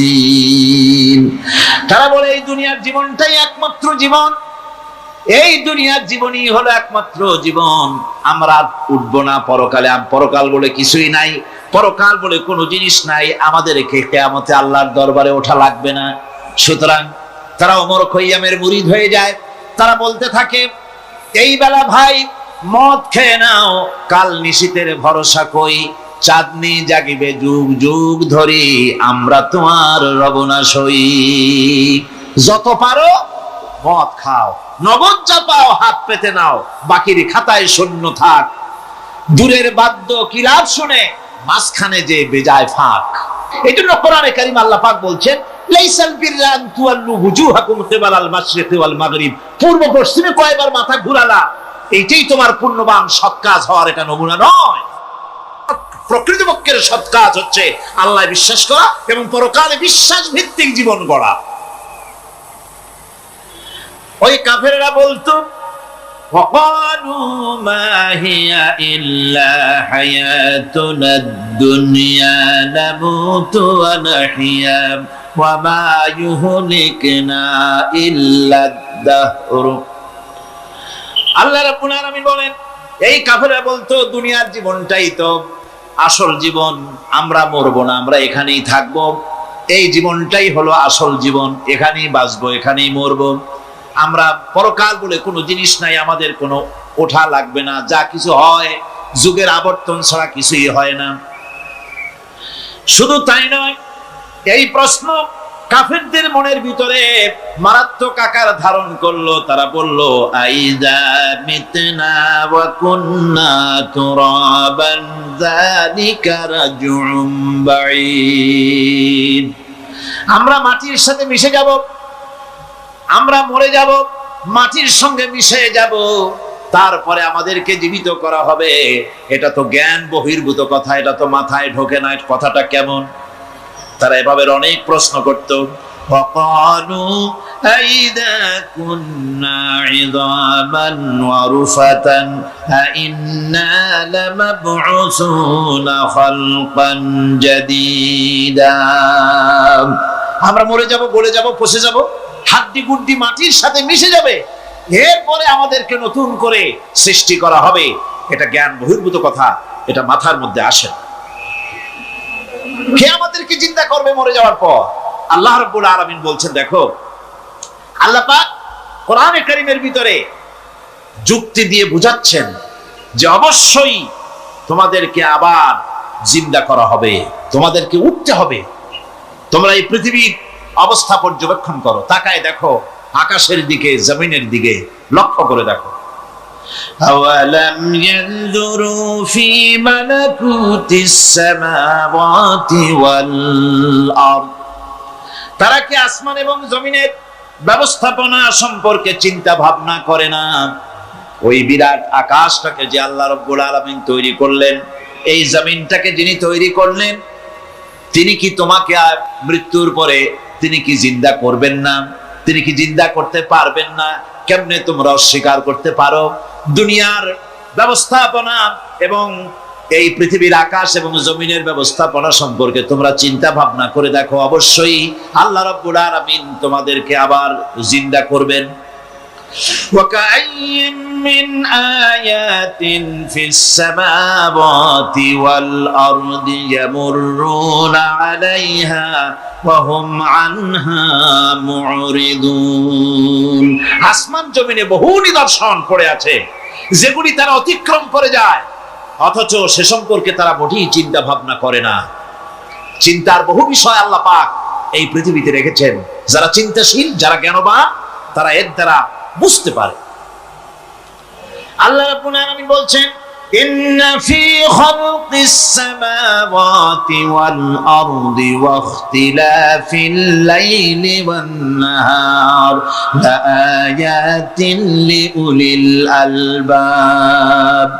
নিশ্চয়ই আকাশ সৃষ্টি এবং জমিন সৃষ্টির ব্যাপারে আর রাত আর দিনের পরিবর্তনের ব্যাপারে যারা জ্ঞানবান তাদের জন্য নিদর্শন রয়েছে।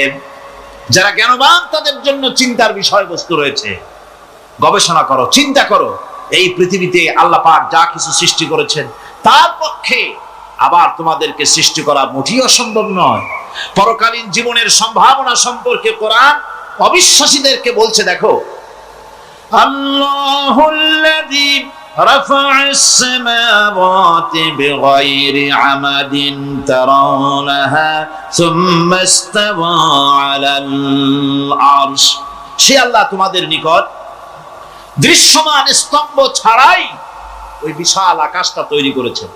যারা পরকাল আছে বলে উঠতে হবে একথা যারা বিশ্বাস করে না, তাদের ব্যাপারে আল্লাহ পাক এই যুক্তি দিচ্ছেন, দেখো এই বিশাল যে আকাশটা, এই আকাশে কোনো খুঁটি আছে? কথা বলেন না কেন? এই আকাশে কোনো খুঁটি আছে? কোন রকমের খুঁটি ছাড়াই ওই বিশাল আকাশটা কে বানিয়েছেন? জোরে চিৎকার দিয়ে বলেন, কে বানাইছেন? এই যে শামিয়ানা, একটা বিশাল প্যান্ডেল, এই প্যান্ডেলে খুঁটি আছে না নাই? শুধু আছে না, একটা দুইটা না, জনমের মতো খুঁটি আছে। চতুর্দিকে তাকায় দেখে কত খুঁটি। এতটুকু একটা শামিয়ানায় শত শত খুঁটি লাগতেছে। কাপড়টা ধারণ করবে বলে, কি ধারণ করবে? কাপড়, আর অত বড় বিশাল আকাশ, সেই আকাশটার কোনো খুঁটি আছে? আল্লাহ পাক বলছেন কোন দৃশ্যমান খুঁটি ছাড়াই এত বড় বিশাল আকাশটা তোমার মাথার উপরে দাঁড়িয়ে আছে, এবং আল্লাহ পাক আরশের উপরে দীপ্তমান হয়ে আছেন। এগুলি দেখেও কি তোমার মাথার মধ্যে কোনো চিন্তা আসে না, যেটা কি করে সম্ভব হলো? অনেকে তো এমন আছে শিক্ষিত লোক, তারা আবার বলে কি, কয় যে না আকাশ বলে কিছু নাই, ওই অনেক দূরে তো সেই জন্য নীলে নীলে দেখা যায়, আসলে কিছু নাই। আকাশ, কোরআনে কারীমের মধ্যে আকাশ সম্পর্কে যে কথা বলা হয়েছে, বিশাল, যার কোনো কূল নাই, কিনারা নাই, মহাশূন্য। আমি সামনে বলবো আকাশ সম্পর্কে কথা আসতেছে। আল্লাহ পাক বলছেন দেখো ওই বিশাল আকাশটাকে আমি সৃষ্টি করে রেখেছি, কোনো খুঁটি লাগাই নেই। তোমার মতো একটা ছোট্ট মানুষ সৃষ্টি করেছি, মরে যাওয়ার পর মাটির সাথে মিশে যাবা, আবার তোমাকে যে আমি উঠাবো, এ ব্যাপারে তোমার চিন্তার মধ্যে দুর্বলতা আসলো কেন যে সেই আল্লাহ রাব্বুল আলামিন তোমাকে উঠাতে পারবেন না?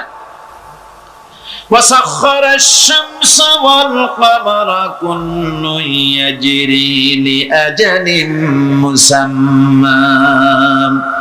তিনি চন্দ্র সূর্যকে আজ্ঞাবর্তী করেছেন, প্রত্যেকেই তার নির্দিষ্ট সময় সীমা মতো চলাফেরা করতেছে।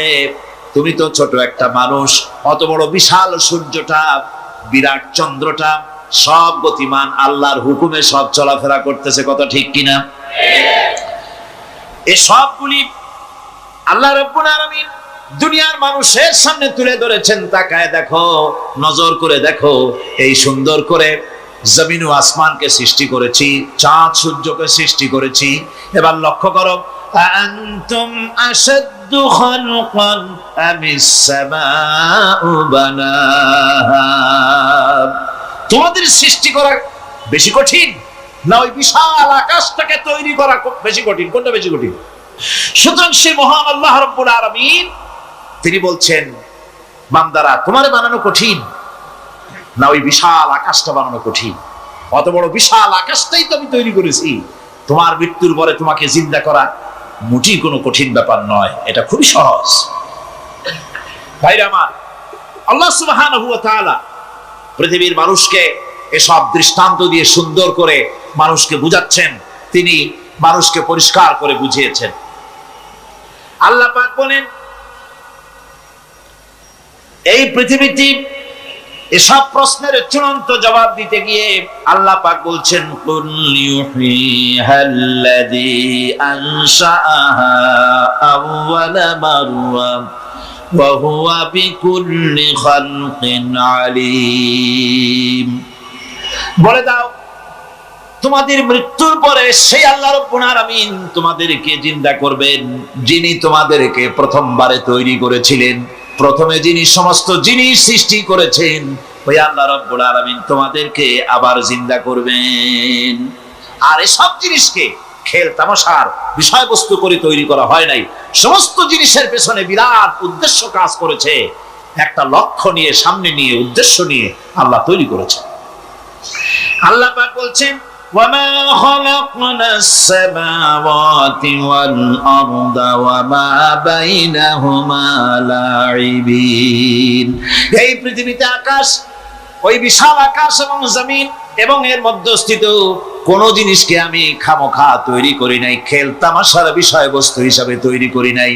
যারা নাকি জ্ঞানবান, যারা বুদ্ধিমান, তাদের সম্পর্কে আল্লাহ বলেন, আল্লাযীনা ইয়াযকুরুনা আল্লাহা কিয়ামান ওয়া কুউদান ওয়া আলা জুনুবিহিম ওয়া ইয়াতাফাক্কারুনা ফি খালকিস সামাওয়াতি ওয়াল আরদ রাব্বানা মা খালাকতা হাযা বাতিলা সুবহানাকা ফাকিনা আযাবান নার।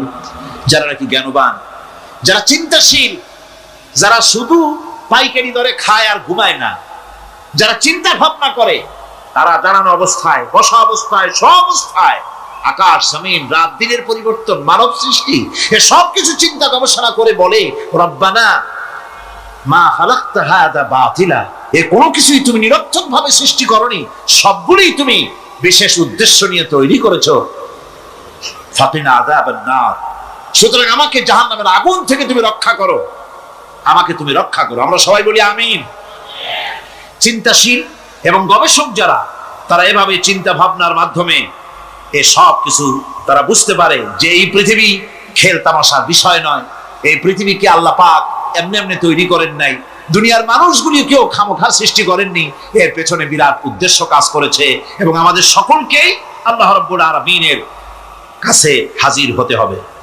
সুতরাং এই পৃথিবীতে দুনিয়ার চাইতে অগ্রাধিকার দিতে হবে আখিরাতকে। দুনিয়ার চাইতে অগ্রাধিকার দিতে হবে কোনটাকে বলে? আখিরাতের অগ্রাধিকার দিতে হবে।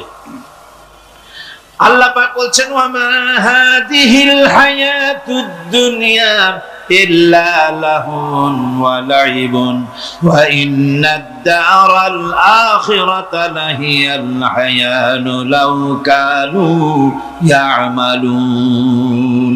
এই দুনিয়া হচ্ছে নিছক খেল তামাশা, এটা কিছুই নয়। জীবনের প্রকৃত আবাসস্থল হচ্ছে আখিরাত। এই দুনিয়া একটা মোহ, এই মোহের পেছনে মানুষেরা ঘুরছে, বিবি বাল বাচ্চা এর পেছনে ঘুরছে। অথচ এই বিবি বাল বাচ্চা কিয়ামতের দিন মুসিবত হয়ে দাঁড়াবে মানুষের জন্য। একটা মোহর মধ্যে মানুষ পড়ে আছে, খেল তামাশার ভিতরে পড়ে আছে। আল্লাহ পাক বলছেন কুল মাতাউদ দুনিয়া কালিলুন ওয়াল আখিরাতু খায়রুল লিমান ইত্তাকা। বলো, দুনিয়ার সমস্ত সম্পদ খুবই নগণ্য, আর যে ব্যক্তি পরকালকে বিশ্বাস করে, পরকালের কামনা করে, সেই খোদাভীরু লোকদের জন্য পরকাল হচ্ছে প্রকৃত আবাসস্থল। সেই জায়গাটাই হলো আসল জায়গা। ওই জায়গার জন্য কিছু তৈরি করতে হবে। কোরআনে কারিমে রব্বুল আলামিন বলছেন আরাদিতুম বিল হায়াতিদ দুনিয়া মিনাল আখিরাহ ফামা মাতাউদ দুনিয়া ফিল আখিরাতি ইল্লা কালিল। তোমরা কি পরকালের জীবনের বিনিময় এই দুনিয়ার জীবনটাই বেশি পরিতুষ্ট হয়েছো? অথচ দুনিয়ার জীবনের সুখ সম্পদ তো পরকালের তুলনায় খুবই নগণ্য। পরকালের সুখ অনেক বেশি, পরকালের দুঃখটা অনেক বেশি, সুখটাও অনেক বেশি। পরকালটা স্থায়ী, সুতরাং দুনিয়ার মোহে না পড়ে পরকালের জন্য জীবনটাকে পরকাল ভিত্তিক জীবন তৈরি করো। আল্লাহ পাক বলছেন ফাম্মা মান তাগা ওয়া আসারাল হায়াতাদ দুনিয়া ফাইন্নাল জাহিমা হিয়াল মাওয়া। অথবা যে ব্যক্তি বিদ্রোহ করেছে এবং দুনিয়ার জীবনকে অগ্রাধিকার দিয়েছে, তার জায়গা হচ্ছে জাহান্নাম। জোরে বলেন নাউজুবিল্লাহ। যে ব্যক্তি আল্লাহর সঙ্গে বিদ্রোহ করেছে আর পরকালের জন্য পাথর জোগাড় করে নাই, দুনিয়াকে অগ্রাধিকার দিল, পরকালকে ভুলে গেল, তার জায়গা হলো জাহান্নাম। ওয়া আম্মা মান খাফা মাকামা রাব্বিহি ওয়া নাহান নাফসা আনিল হাওয়া ফাইন্নাল জান্নাতা হিয়াল মাওয়া।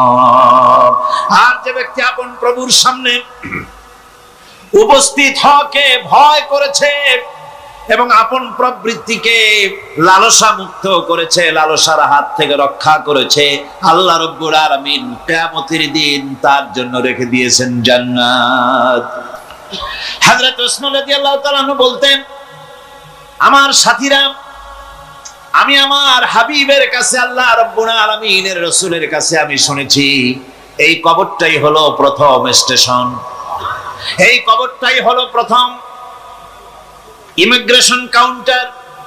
এই জায়গায় কেউ যদি ধরা পড়ে যায়, কারো যদি চার্জশিট হয়ে যায়, সব জায়গায় ধরা পড়ে যাবে। হাসরে মিজানে সিরাতে কোনো জায়গায় নাজাত পাবে না। আর এই কবরটা যদি কেউ মুক্তি পেয়ে যায়, মিজান সিরাত হাসর সব জায়গা থেকে আল্লাহ তাআলা ভালোভাবে পার করে দিবেন।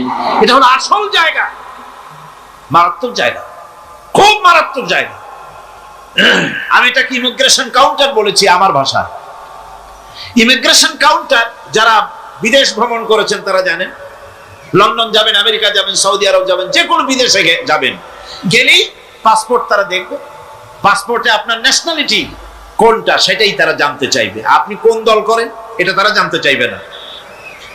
আপনি কোন ভাষায় কথা বলেন তাও তাদের জানার দরকার নেই। প্রথমেই তারা আপনার ন্যাশনালিটি দেখবে, আপনার আইডেন্টিটি কি তারা জানতে চাইবে। তারপরে যদি স্যাটিসফ্যাক্টরি হয় আপনাকে ভিসা দিয়ে ভেতরে ঢোকবার ব্যবস্থা করে দেবে। আর যদি তারা স্যাটিসফাইড না হয় তাহলে আপনাকে মেহমানখানায় ঢুকানো হবে গ্রেফতার করে। আপনি আন্দাজ এখানে আসছেন কেন? এই জন্য কবর হচ্ছে এ ধরনের একটি ইমিগ্রেশন কাউন্টার। কবরের ভিতরে মানুষ যখনই রাখা হবে সঙ্গে সঙ্গে দুজন ফেরেশতা আসবে। কবরের কাছে যারা এসেছিল দাফন হয়ে যাওয়ার পর এই লোকগুলি 40 কদম যেতে যতক্ষণ লাগে এর মধ্যেই দুজন ফেরেশতা এসে যাবে। এসে জিজ্ঞেস করবে, মান রব্বুকা, তুমি কোন দল করতে? ওটা তাদের জানার দরকার নেই। চাকরি কিসে করতেন ওটা জানার দরকার নেই। ব্যবসা করতেন না চাকরি করতেন প্রয়োজন নেই। প্রথমেই জিজ্ঞাসা করা হবে ন্যাশনালিটি, প্রথমেই জিজ্ঞাসা করা হবে তার ন্যাশনালিটি সম্পর্কে, তার আইডেন্টিটিটা কি, এবং সেটাকে সত্যায়িত করার জন্য, বোঝার জন্য 3টি প্রশ্ন। প্রথম প্রশ্ন, মান রব্বুকা ওয়া মা দীনুকা ওয়া মান নাবিয়ুকা, তোমার রব কে, তোমার দ্বীন কি, তোমার নবী কে। যদি এই ব্যক্তি বেঈমান হয়, মুনাফিক হয়, সে বলবে হায় হাতা লা আদরি, হায় হাতা লা আদরি, জানি না আমার রবকে, আমি জানি না। তোমার দিন কি, দিন কারে কয় বুঝি না। এরপরে আল্লাহর নবী জনাবে মুহাম্মদ রাসূলুল্লাহ সাল্লাল্লাহু আলাইহি ওয়াসাল্লাম কে দেখানো হবে, বলা হবে মা কুনতা তাকুলু ফি হাদার রাজুল, এই ব্যক্তি সম্পর্কে তোমার ধারণা কি নিকে, বলবে আমি চিনি না। নাউযুবিল্লাহ। বাস, এরপরে তার যা হবার তাই শুরু হয়ে যাবে। আর যদি বান্দাটা মুমিন হয়, প্রশ্ন করা হবে মান রব্বুকা, জবাব দেবে রব্বি আল্লাহ, আমার রব আল্লাহ রাব্বুল আলামিন। ওয়া মা দীনুকা, দীনুনা ইসলাম, আমার দিন হচ্ছে ইসলাম। এরপরে আল্লাহর নবীকে দেখানো হবে। কয়েক রকমের বর্ণনা আছে, কোন বর্ণনায় আছে হুজুরের আকারে দেখানো হবে, অথবা রাসূলকে সরাসরি দেখানো হবে।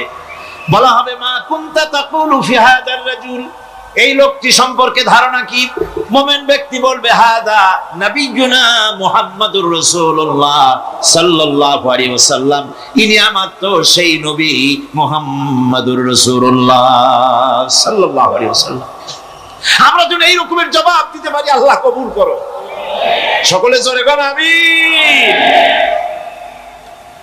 জবাব হয়ে যাওয়ার পর গায়ব থেকে আওয়াজ আসবে, ফাফরিশু বিল জান্নাতি ওয়ালবিসু বিল জান্নাহ, ও আমার ফেরেশতারা আমার এই বান্দাকে জান্নাতের পোশাক পরায়া দাও আর কবরটাকে জান্নাতের বিছানা বিছায়া দাও। জান্নাতের পোশাক পরায়া দাও, জান্নাতের বিছানা বিছায়া দাও। ইলা মাদ্দা বাসারিহি, তার চোখের দৃষ্টি যতদূর যায় কবরটা ততটা প্রশস্ত করে দাও। এরপর বেহেশতের পোশাক পরাইয়া, বেহেশতের বিছানা বিছায়া ফেরেশতা বলবে নুম কানাউমুল উরুস, ঘুমিয়ে যাও। দুলামিয়া যেমন বাসর সজ্জায় নতুন বউ নিয়ে আরামে ঘুমায়, এরকম আরামে ঘুমায় যাও। ইলা ইয়াউমিল কিয়ামা, কিয়ামত পর্যন্ত ঘুমায় থাকবে, আরামে ঘুমিয়ে থাকবে। এরপরে সিংহায় ফুৎকার হবে, সিংহার ফুৎকারের আওয়াজে তার ঘুম ভেঙে যাবে। বলবে ইয়া ওয়াইলানা মান বা'আথানা মিন মারকাদিনা, হায় আফসোস, আমার এত আরামের ঘুম থেকে কে আমাকে জাগ্রত করলো, আমার ঘুমটারে নষ্ট করলো কে। আওয়াজ আসবে হাদা মা ওয়াদার রহমান ওয়া সাদাকাল মুরসালুন, এটা হচ্ছে রহমানের সেই ওয়াদা, আর মুরসালিনরা নবীরা সত্য কথাই বলেছিলেন, সেই কিয়ামত অনুষ্ঠিত হচ্ছে। আমার বন্ধুগণ, সেজন্য এই দুনিয়ার মোহে পড়ে থাকলে পরে দুনিয়ায় যারা অগ্রাধিকার দিবে দুনিয়াকে পরকালের তুলনায়, জবাব দিতে পারবে না কবরের ভিতরে গিয়া। আর যারা পরকালকে অগ্রাধিকার দিবে দুনিয়ার চাইতে পরকালকে বেশি অগ্রাধিকার দেবে, আর আল্লাহর ভয় কলিজার ভিতরে রাখবে, কবরের জবাব সঠিকভাবে দিতে পারবে, কিয়ামতের দিন আল্লাহ রাব্বুল আলামিন তাদের জন্য জান্নাত দান করবেন। জোরে বলেন আমিন।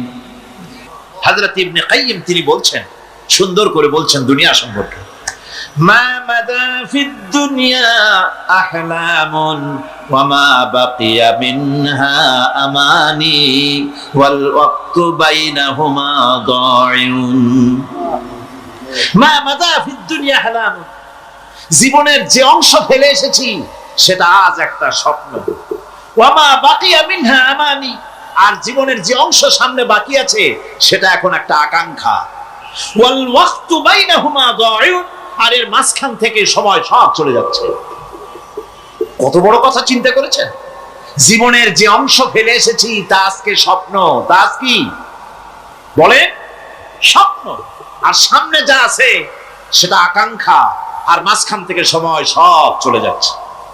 এরপরে তিনি বলছেন, وَمَنْ يَسْعَى الدُّنْيَا يَكُنْ مِثْلَ قَابِضٍ عَلَى الْمَاءِ خَالَتْهُ فُرُوجُ الْأَصَابِعِ। দুনিয়াদারের অবস্থা হচ্ছে কেউ যদি দুই হাতে পানি খামসায় ধরে, দুই হাতে কি ধরছে বলে, দুই হাতে পানি খামসায় ধরেছে, খুব মজবুত করে ধরেছে, 2 মুঠ পানি, বলে থাকবে কতটুকু? কতটুকু থাকবে? 1 ফোঁটাও থাকবে না, কারণ তার আঙ্গুলের ফাঁক তার সাথে খেয়ানত করবে, আঙ্গুলের ফাঁক দিয়া পানিগুলি সব বেরিয়ে চলে যাবে। সুতরাং দুনিয়া যারা চায় তারা ঠিক পানি খামসায় ধরলে পানি যেমন হাতের ভেতর থেকে খেয়ানত করে চলে যায়, যারা দুনিয়া চায় দুনিয়াও তাদেরকে এভাবে ফাঁকি দিয়ে চলে যায়। তবুও দুনিয়ার মায়া মানুষের এত বেশি। আল্লাহর নবী বলেন, লাউ কানা লি ইবনি আদামা ওয়াদিন মিন যাহাবিন লাহাব্বা ইয়াকুনা লাহু সানিন। এই পৃথিবীতে যদি কাউকে একটা মাঠ ভরে যদি সোনা দেওয়া যায়, লোকটা বলবে রব্বুল আলামিন, আমি যদি আরেকটা মাঠ এরকম সোনা ভরা পেতাম। দ্বিতীয় আরেকটা মাঠ দেওয়া হলে আবার বলবে যদি তৃতীয় আরেকটা মাঠ সোনা ভরে যদি পেতাম। নবীজি বলেন, ওয়ালা ইয়ামলাউ জাওফু ইবনু আদামা ইল্লা তুরাব। যা করতে হবে আখিরাতের জবাবদিহিমূলক জীবন যাপন করতে হবে। আপনি ব্যবসা করবেন, ওজনে কম দিতে পারবেন না, আপনি খাদ্যে ভেজাল দিতে পারবেন না, চুরি করতে পারবেন না, ডাকাতি করতে পারবেন না, জেনা করতে পারবেন না, বদমাশি করতে পারবেন না, মদ খেতে পারবেন না, সন্ত্রাসী হতে পারবেন না, হাইজ্যাকার হতে পারবেন না, চাঁদাবাজ হতে পারবেন না, মুনাফাখোর হতে পারবেন না, আপনি চোরা কারবারি হতে পারবেন না, ঘুষখোর হতে পারবেন না, সুদখোর হতে পারবেন না। এই সব কাজ পরকালকে বিশ্বাস করলেই এ সমস্ত কাজ থেকে মানুষ বিরত থাকতে পারে। কথা ঠিক কিনা? এটাই হচ্ছে। সুতরাং এই পৃথিবী থাকবে না, এটা কি চিরকাল থাকবে না, এর একটা পরিসমাপ্তি ঘটবে।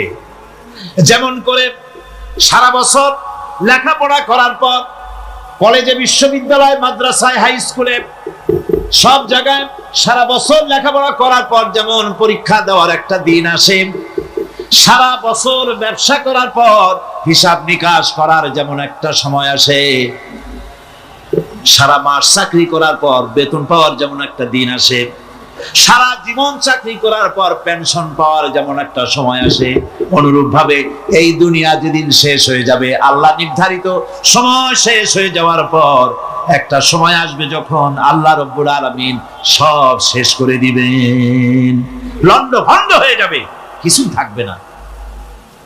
কোরআনে কারীমে আল্লাহ সব বলেছেন, কোরআনে সব আল্লাহ বলে দিয়েছেন।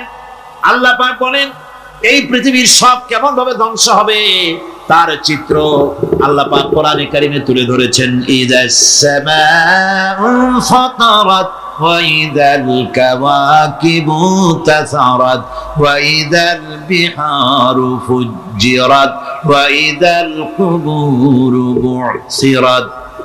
যখন আকাশসমূহ দীর্ঘ বিদীর্ণ হয়ে যাবে, তারকাগুলি বিক্ষিপ্ত হয়ে ছিটকে পড়বে,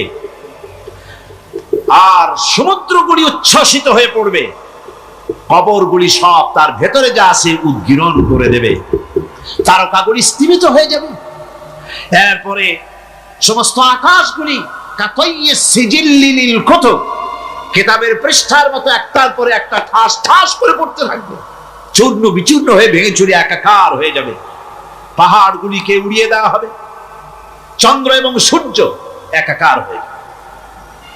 আল্লাহ রাব্বুল আলামিন বলেন, ফাইদা বারিকাল বাসার ওয়া খাসাফাল কমার ওয়া জুমিআশ শামসু ওয়াল কমার। চক্ষু যখন বিস্ফারিত হয়ে যাবে, চাঁদ যখন তার আলো হারিয়ে ফেলবে, সূর্য যখন তার আলো হারিয়ে ফেলবে, চাঁদ আর সূর্য সব একাকার হয়ে যাবে। সেই সময়ের অবস্থাটা কি চিন্তা করো।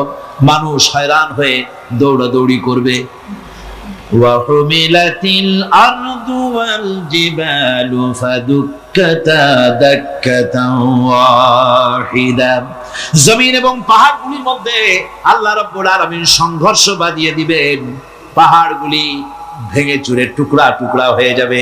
পাহাড়গুলি উঁচু করে জমিনের উপরে আছাড় মেরে আল্লাহ রাব্বুল আলামিন ভেঙে চুরে চুরমার করে দিবেন। সুবহানাল্লাহ।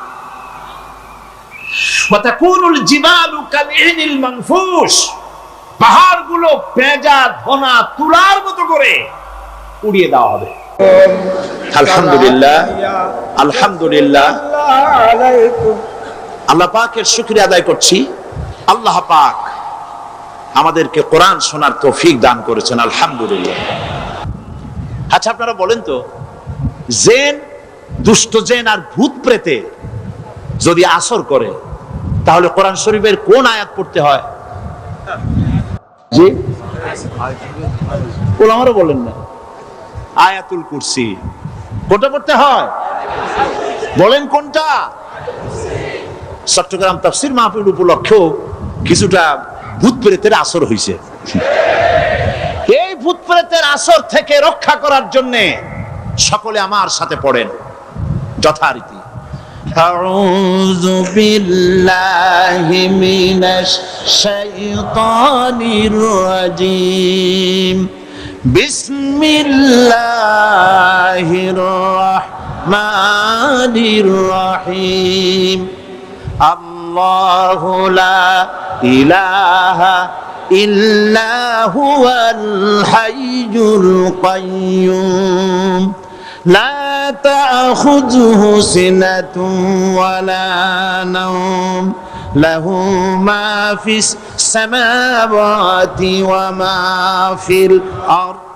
من ذا الذي يشفع عنده إلا بإذنه يعلم ما بين أيديهم وما خلفهم ولا يحيطون بشيء من علمه إلا بما شاء وسع كرسيه السماوات والأرض ولا يؤوده حفظهما وهو العلي العظيم। صدق الله العظيم। সবাই বলেন সাদাকাল্লাহুল আযীম। আয়াতুল কুরসি, আগে এটার অর্থ করে নেই। আল্লাহু লা ইলাহা ইল্লা হুয়াল হাইয়ুল কাইয়্যুম। আল্লাহ হচ্ছেন তিনি যিনি ছাড়া কোনো ইলাহ নাই, যিনি সার্বভৌমত্বের একমাত্র মালিক। লা তাখুযুহু সিনাতুন ওয়ালা নাওম, যাকে ঘুম এবং তন্দ্রা স্পর্শ করে না। লাহু মা ফিস সামাওয়াতি ওয়া মা ফিল আরদ, আকাশ ও জমিনে যা কিছু আছে সবই তার। মান যাল্লাযী ইয়াশফাউ ইনদাহু ইল্লা বিইজনিহি, কে আছে এমন যে তার কাছে সুপারিশ করতে পারে তার বিনা অনুমতিতে? মা বাইনা আইদিহিম ইয়ালামু মা বাইনা আইদিহিম ওয়া মা খালফাহুম, তিনি সবার অগ্র পশ্চাৎ এর সব কিছুর খবর রাখেন। ওয়ালা ইউহিতুনা বিশাইইম মিন ইলমিহি ইল্লা বিমা শাআ, তার জ্ঞাত বিষয়ের কিছুই মানুষ নিজেদের আয়ত্তে আনতে পারে না। অবশ্য আল্লাহ যদি কাউকে কিছু দিতে চান, ওয়াসিআ কুরসিয়্যুহু সামাওয়াতি ওয়াল আরদ, তার একচ্ছত্র ক্ষমতা এবং কর্তৃত্ব আকাশ এবং জমিনকে পরিব্যাপ্ত করে রেখেছে। ওয়ালা হিফযুহুমা ওয়া হুয়াল আলিয়্যুল আযীম। আর আকাশ এবং পৃথিবীর রক্ষণাবেক্ষণ করতে গিয়ে আল্লাহ পাক মোটেই ক্লান্তি বোধ করেন না, আর তিনি হচ্ছেন এক মহান শ্রেষ্ঠতম সত্তা। বলি সাদাকাল্লাহুল আযীম। আয়াতুল কুরসি, এই আয়াতটি আয়াতুল কুরসি হিসেবে পরিচিত। কি নামে পরিচিত? আয়াতুল কুরসি। এখানে মহান আল্লাহ পাকের এমন সব পূর্ণাঙ্গ পরিচিতি পেশ করা হয়েছে যার নজির গোটা কোরআন শরীফে নাই। সুবহানাল্লাহ। তাই হাদিস শরীফে এই আয়াতটিকে শ্রেষ্ঠ আয়াত বলা হয়েছে। কোরআন শরীফের কি আয়াত? শ্রেষ্ঠ আয়াত বলা হয়েছে। আমরা প্রত্যেকটি ফরজ নামাজের পরে এই আয়াতে কারিমা পড়ে থাকি, ঠিক কিনা বলে? আল্লাহ বলেছেন প্রত্যেক ফরজ নামাজের পরে আয়াতুল কুরসি যে ব্যক্তি পাঠ করবে, কিয়ামতের দিন আল্লাহ রাব্বুল আলামিন ওই ব্যক্তির ব্যাপারে সিদ্ধান্ত নেবেন, আল্লাহ তাকে জান্নাত দান করে দিবেন। হতে পারে এবার আপনারা কেউ করতে পারেন, বাস ওয়াজ আর না শুনলে চলবে, আয়াতুল কুরসি পড়বো আর জান্নাতে চলে যাব। না, বিষয়টা এমন নয়। বিষয়টা হচ্ছে এই আয়াতুল কুরসির মধ্যে এমন কিছু কথা আছে যা বুঝে যদি পড়ে আর আমল করে আল্লাহ পাক কিয়ামতের সিদ্ধান্ত নেবেন, জান্নাত দিয়ে দিবেন। সুবহানাল্লাহ, বলেন সুবহানাল্লাহ। এর কারণ হলো আয়াতুল কুরসির মধ্যে আল্লাহ পাক সার্বভৌমত্বের কথা বলেছেন। আজ আমরা স্লোগান দেই সব সমস্যার সমাধান। ও মাশাআল্লাহ, চট্টগ্রামের সবাই বোধহয় এই পরিচিত স্লোগানটা জানেন না। জবাব তা আপনারা জবাব দিতে পারলেন না কেন? সব সমস্যার সমাধান দেন স্লোগান আপনারাই।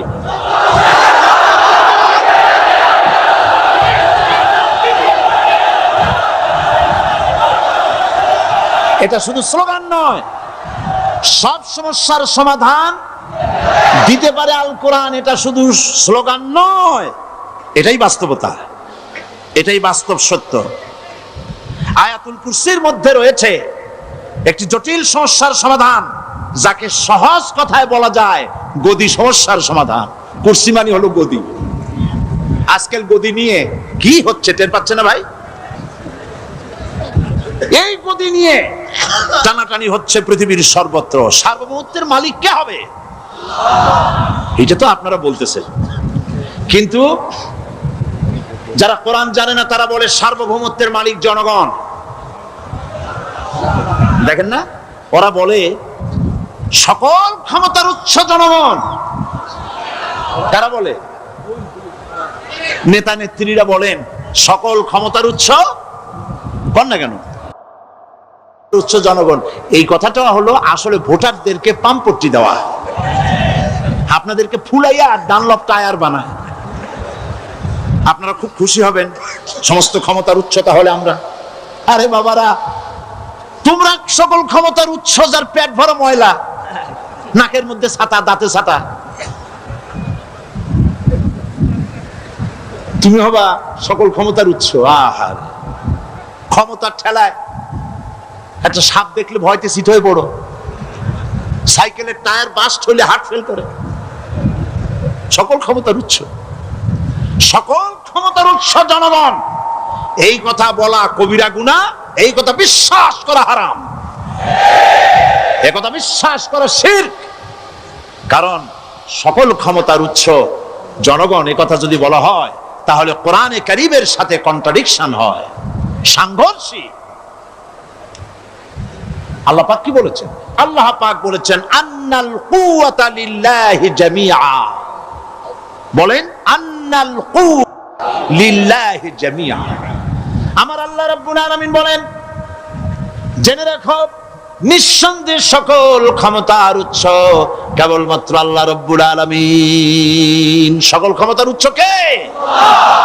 জোরে বলেন আল্লাহ, আল্লাহ, আল্লাহ। তিনি একমাত্র সকল ক্ষমতার উৎস। কোরআন আয়াতুল কুরসি আল্লাহ কোরআনে নাজিল করে সার্বভৌমত্বের মালিক কে হবে সমস্যার সমাধান করে দিলেন।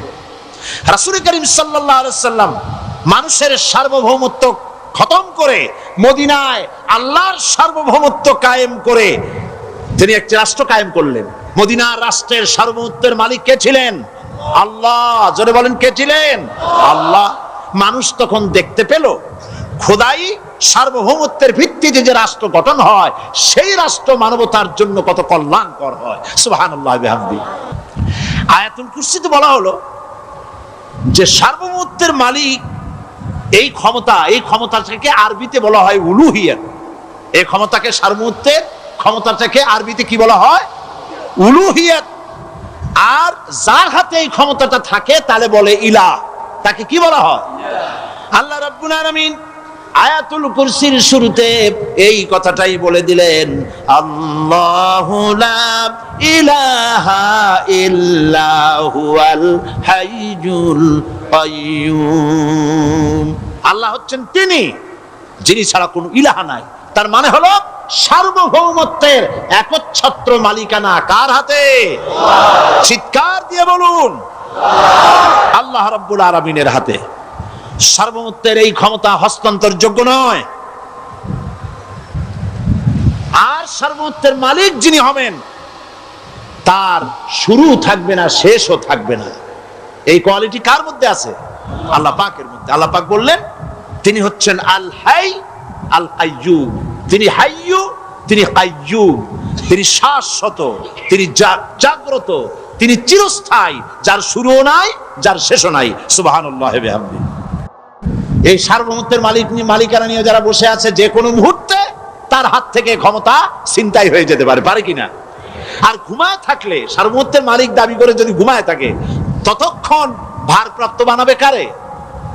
এই জন্য সার্বভৌমত্বের মালিক হচ্ছেন আল্লাহ পাক, যাকে ঘুম এবং তন্দ্রা স্পর্শ করে না। সার্বভৌমত্বের মালিকের কোয়ালিটি আল্লাহ পাক বলছেন লা তাখুযুহু সিনাতুন ওয়ালা নাওম। পড়েন সবাই, লা তাখুযুহু সিনাতুন ওয়ালা নাওম। তার ঘুমও নাই, তন্দ্রাও নাই। হযরত মূসা সালাম আল্লাহ পাকের কাছে একবার প্রশ্ন তুলেছেন, আল্লাহ পাক তুমি নাকি? আল্লাহ বলেন তুমি বিশ্বাস করো না? মূসা আলাইহিস সালাম বলছেন অবশ্যই বিশ্বাস করি। আল্লাহ পাক বললেন বিশ্বাস যদি করো তাহলে বুঝানো যাবে।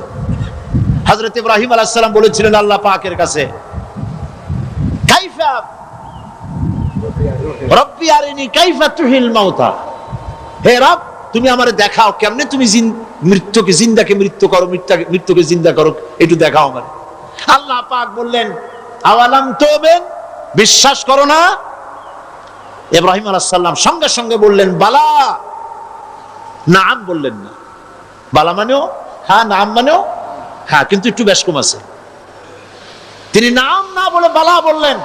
নামের অর্থ হলো হ্যাঁ, আর না বালার অর্থ হচ্ছে কেন নয়, অবশ্যই বিশ্বাস করি। ওয়ালাকিন লিয়াতমাইন্না কলবি। তবে আল্লাহ তুমি যদি চোখে দেখাও একটু, তাহলে এগুলি একটুখানি লিয়াতমাইন্না কলবি, আমার অন্তরাত্মা প্রশান্তি লাভ করবে যদি চোখে দেখতে পারি। আল্লাহ বলেন তাহলে তোমারে দেখাবো। আল্লাহ দেখাইলেন। মূসা আলাইহিস সালাম যখন বললেন যে আল্লাহ পাক আর মৃত্যুকে জিন্দা করো কেমনে? তুমি ঘুমায় থাকো, না ঘুমায় পারো কেমনে? তোমার নাকি ঘুম নাই, তন্দ্রা নাই। আল্লাহ পাক বলেন বিশ্বাস করো? বলে আমি বিশ্বাস করি। তো ঠিক আছে তাহলে তোমারে দেখাই। বললেন এক গ্লাস পানি নিয়ে আসো। এক গ্লাস পানি নিয়ে এসে দাঁড়িয়ে থাকো। আল্লাহ পাক মূসা আলাইহিস সালামকে বললেন এক গ্লাস পানি নিয়ে দাঁড়াও। আর ঘুমকে আল্লাহ পাক বললেন মূসারে ধরো। মূসা আলাইহিস সালাম নিদ্রাচ্ছন্ন হলেন, তন্দ্রা এসে গেল, হাত শিথিল হয়ে হাতের থেকে পানি ভর্তি গ্লাস পড়ে ভেঙে চুরমার হয়ে গেল। মূসা আলাইহিস সালাম ভয় পেয়ে গেলেন। আল্লাহ রাব্বুল আলামিন বলেন ভয় পাওয়ার কোনো কারণ নাই, তোমার প্রশ্নের জবাব আমি এভাবেই দিলাম। এক গ্লাস পানি নিয়ে কয়েক মিনিট দাঁড়াইতে পারো নাই, ঘুমের সঙ্গে সঙ্গে গ্লাস পড়ে ভেঙে গেল। তামাম আকাশ আর জমিন, গোটা সৃষ্টি জগৎ তোমার আল্লাহ পাকের হাতের মুঠার মধ্যে রয়েছে। আল্লাহ যদি ঘুমায় যায় সব শেষ হয়ে যাবে। তামাম সৃষ্টি জগতের ট্রাফিক কন্ট্রোল আল্লাহ কর্তৃক হয়। আর মানুষের যা হয় আল্লাহ পাক তার থেকে সম্পূর্ণ মুক্ত। আল্লাহ পাকের ঘুম নাই, তন্দ্রাও নাই। লা তাখুযুহু সিনাতু ওয়ালা নাওম, ঘুমও নাই, তন্দ্রাও নাই। আল্লাহ পাক সমস্ত রকমের মানবীয় কোয়ালিটি থেকে, গুণ থেকে মুক্ত, মুবাররা, পবিত্র। আল্লাহ রাব্বুল আলামিন সার্বভৌমত্বের একচ্ছত্র মালিক হচ্ছেন আল্লাহ পাক। তিনি ছাড়া কোনো ইলাহ নাই। তিনি পরিষ্কার করে বলছেন, আল্লাহু লা ইলাহা ইল্লা হুয়াল হাইয়ুল কাইয়্যুম। সবাই পড়েন, আল্লাহু লা ইলাহা ইল্লা হুয়াল হাইয়ুল কাইয়্যুম। আল্লাহ হচ্ছেন সার্বভৌমত্বের মালিক, তিনি ছাড়া কোনো ইলাহ নাই। এমন একটি আয়াত তাফসীরের জন্য আল্লাহ এনে দিয়েছেন, যেই আয়াতটি বুঝলে পরে দুনিয়াও শান্তি, আখিরাতেও শান্তি। গতি সমস্যার সমাধান হবে, সব সমস্যার সমাধান হবে। আয়াতুল কুরসি এমন আয়াত, যা তেলাওয়াত করলে, বুঝলে, আমল করলে কিয়ামতের দিন আল্লাহ পাক তার সম্পর্কে সিদ্ধান্ত নেবেন, জান্নাত দিয়ে দিবেন। সুবহানাল্লাহ। আউযু বিল্লাহি মিনাশ শাইতানির রাজীম। বিসমিল্লাহির রাহমানির রহিম। প্রত্যেক অক্ষরে অক্ষরে 10-10 করে নেকি এখন আমাদের নামায় আমলে লেখা হচ্ছে। সুবহানাল্লাহ। গলা ছেড়ে দিয়ে সবাই পড়েন আমার সাথে, আল্লাহু লা ইলাহা ইল্লা হুয়াল হাইয়ুল কাইয়্যুম। লা তাখুযুহু সিনাতুন ওয়ালা নাওম। লাহু মা ফিস সামাওয়াতি ওয়া মা ফিল আরদ। من ذا الذي يشفع عنده إلا بإذنه يعلم ما بين أيديهم وما خلفهم ولا يحيطون بشيء من علمه إلا بما شاء وسع كرسيه السماوات والأرض ولا يؤوده حفظهما وهو العلي العظيم صدق الله العظيم। আয়াতুল কুরসি হচ্ছে কোরআন শরীফের সর্বশ্রেষ্ঠ আয়াত। সুবহানাল্লাহ। রাসূল বলেছেন, আয়াতুল কুরসি হচ্ছে কোরআনে কারীমের সর্বশ্রেষ্ঠ আয়াত। এবং আল্লাহ পাকের তাওহীদের ব্যাপারে, সার্বভৌমত্বের ব্যাপারে এত বিস্তারিত অল্পের মধ্যে আর অন্য কোন আয়াতের মধ্যে ভাবে আসে নাই। এই জন্য আয়াতুল কুরসির এত মর্যাদা। কালকে আরো একটি হাদিস শুনাইছিলাম, বোধহয় নিশ্চয়ই আপনাদের মনে আছে।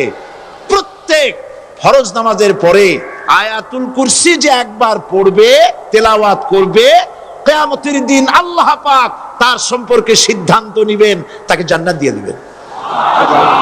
সুবহানাল্লাহ কইতে ইচ্ছে করলো না? আলহামদুলিল্লাহ বলবেন না? তার অর্থ হলো, এই আয়াতুল কুরসি যদি মানুষ পড়ে আর বোঝে, আর ওই অনুযায়ী যদি আকীদা তৈরি হয়, জীবন তৈরি হয়, তার জীবন জান্নাতের জন্য তৈরি হয়ে যায়। গতকাল আল্লাহ পাকের সার্বভৌমত্বের কথা আমরা আলোচনা করেছিলাম। আলোচনা করব আল্লাহ পাকের পরিচয়। আল্লাহ পাক তিনি কে? আমরা বলি আল্লাহ। আমরা কি বলি? বলেন সবাই, কি বলি?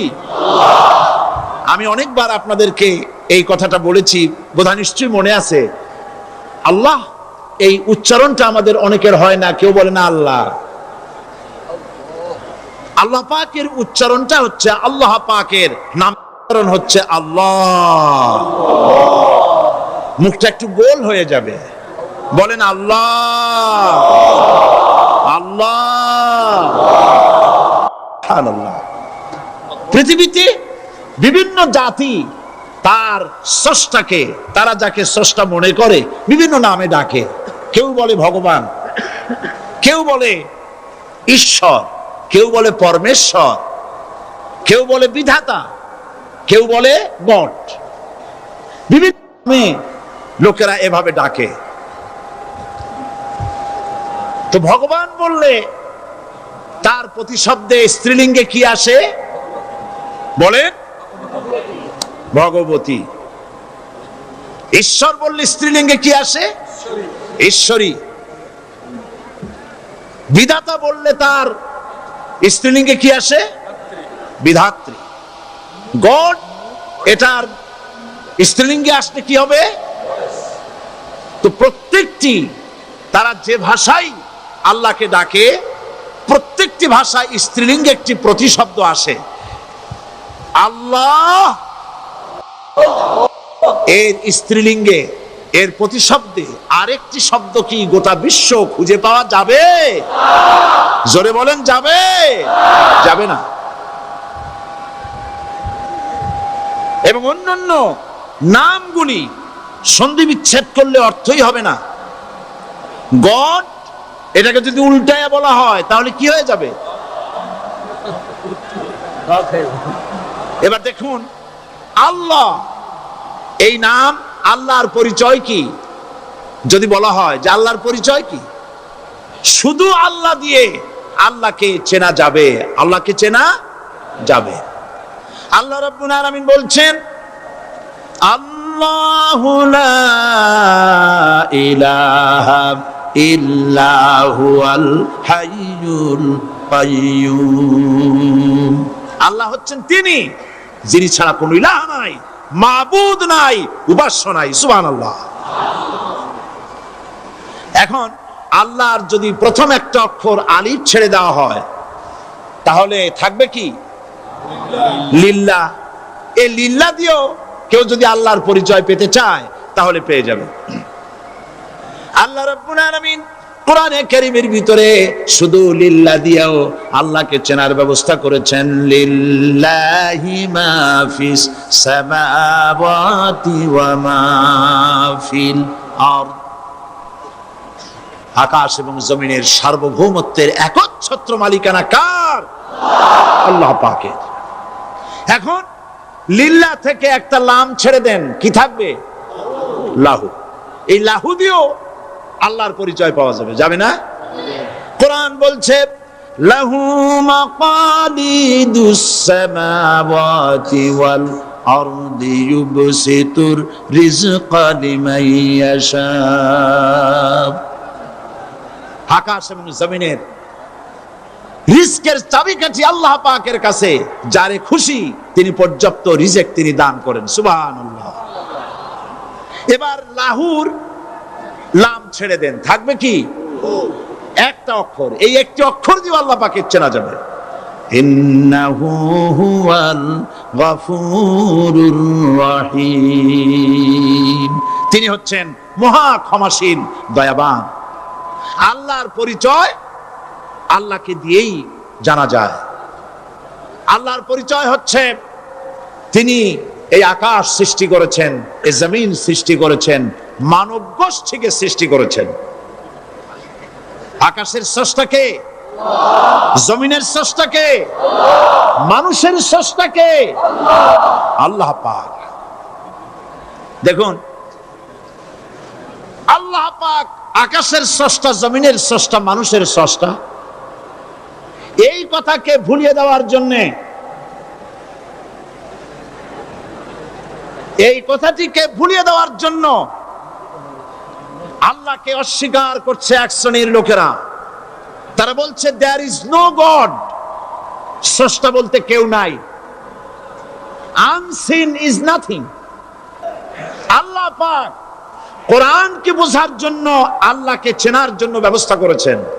ওরা বলছে কি আনসিন ইজ নাথিং, যা দেখা যায় না সেটা কিছুই না, সেটা বিশ্বাস করি না। তা আল্লাহর যখন রং নাই, গন্ধ নাই, তাকে বিশ্বাস করি কেমনে? বলেন নাউজুবিল্লাহি মিন যালিক। আরে ভাই, তোমরা তো এমন বহু জিনিস আছে যা না দেখে বিশ্বাস করো। আপনারা কি বাতাস দেখেছেন? বিশ্বাস করেন কিনা? বিশ্বাস করেন কিনা? আপনারা কি ইথার দেখেছেন? বিশ্বাস করেন কিনা? ফুলের গন্ধ দেখেছেন কিন্তু বিশ্বাস করেন কিনা? মাধ্যাকর্ষণ শক্তি, ল অফ গ্রাভিটেশন আপনারা চোখে দেখেছেন? বিশ্বাস করেন কিনা?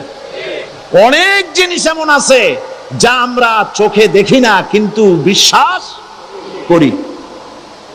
হযরত ইমাম আবু হানিফা রাহমাতুল্লাহ আলাইহির সাথে এক নাস্তিকের বহস হবে। স্থান এবং তারিখ নির্ধারণ করা হলো। ইমাম সাহেব দেরি করে আসলেন। নাস্তিক বলছে, আমি আপনার সঙ্গে কোনো বিতর্কে যেতে চাই না, কারণ আপনি ওয়াদা রক্ষা করতে পারেন নাই, নির্ধারিত সময় অন্তত 3 ঘন্টা পরে এসেছেন। তিনি বললেন, আমি কেন দেরি করলাম সেটা তো তুমি জিজ্ঞেস করবে। আচ্ছা বলেন কেন দেরি করেছেন? তিনি বললেন, দেখো, এই জায়গায় আসার পথে একটা নদী বেঁধেছিল, তা কি করে? আমার কাছে পারাপারের কোনো বন্দোবস্ত ছিল না। এক পর্যায়ে হতাশ হয়ে গেলাম, আমার বোধহয় যাওয়াই হবে না। শেষ পর্যন্ত আমি দেখতে পেলাম হঠাৎ করে আমার পাশে একটা ফলের বীজ পড়লো, তা দিয়ে একটা গাছ অঙ্কুরিত হলো। দেখটি না দেখ গাছটা একটা ময়ূর হয়ে পরিণত হয়ে গেল। কই থেকে একটা করাতে সে গাছটা কেটে ফেলে দিল। ফটাফট কতগুলি তক্তা বেরিয়ে আসলো, কোথার থেকে একটা হাতুড়ি আর কতগুলি লোহা এসে ঠাস ঠাস করে বাড়ি লেগে একটা কিস্তি তৈরি হয়ে গেল। কিস্তিটা ধাপায় পড়লো নদীতে, আমি লাফ দিয়ে উঠলাম, তাই দেরি হলো। নাস্তিক বলছে, আপনার সাথে আমি জানছিলাম যে আপনি অত্যন্ত বুদ্ধিমান মানুষ, কিন্তু যে ঘটনা শুনাইলেন আপনার স্ক্রু একটাও টাইট আছে বলে মনে হয় না। আপনার সাথে আর কোনো বহস নয়। তিনি বললেন, কেন? কই বহস না, আপনি বলছেন যে এইরকম একটা গাছ চারা হয়ে গেল, সাথে সাথে বিনা মিস্ত্রিতে গাছটা কাটলো, তারপরে এটা দিয়ে তক্তা হলো, লোহা আসলো, হাতুড়ি হইলো, বিনা মিস্ত্রিতে কিস্তি তৈরি হয়ে গেল, নৌকা এটা পড়লো নদীতে, আর বিনা মাঝিতে আপনি পার হয়ে আসলেন। এটা কি আদৌ সম্ভব? ইমাম আবু হানিফা রাহমাতুল্লাহ আলাইহি বলছেন, তোমার সাথে আমি কোনো কিতাব দিয়ে ঝগড়া করব না, কোনো কিতাব দিয়ে আমি তোমার সাথে বহস করব না। এই একটি দৃষ্টান্ত তোমার জন্য যথেষ্ট। একটা মিস্ত্রি ছাড়া যদি একটা কিস্তি তৈরি না হতে পারে, একটা গাছ কেটে তক্তা যদি না হতে পারে, এই বিশাল আকাশ, এই বিশাল জমিন, আর তোমার মতো এরকম একটা সুন্দর মানুষ বিনা মিস্ত্রিতে, বিনা স্রষ্টায় তৈরি হলো কেমনে? এক কথায় নাস্তিক বলছে, আমার জীবনের ভুল ধরা পড়ল। নাস্তিক বলছে, জীবনের ভুল ধরা পড়েছে, আমি মুসলমান হয়ে গেলাম। লা ইলাহা ইল্লাল্লাহু মুহাম্মাদুর রাসূলুল্লাহ। জোরে পড়েন, লা ইলাহা লা ইলাহা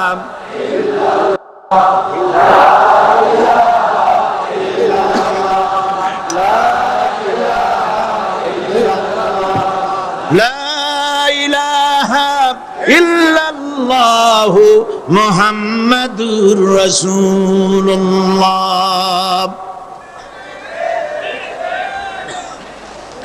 আল্লাহ পাক বলছেন, আমি আদম, আমি দাউদ এবং সুলাইমানকে জ্ঞান দান করেছি, ইব্রাহিমকে জ্ঞান দান করেছি। কোরআন শরীফের বহু জায়গায় শুধু জ্ঞানের কথাই বলা হয়েছে। সুবহানাল্লাহ। সুতরাং বুদ্ধিজীবী, এই বুদ্ধিজীবীরা তারা আসল জ্ঞানটা নাই। আসল জ্ঞান কোনটা? বলেন কোনটা? ডক্টর শহীদুল্লাহ মরহুম, আমি অনেকবার বলেছি তার কথা, তাকে জান্নাতুল ফেরদাউস নসিব করুন, বলেন আমিন।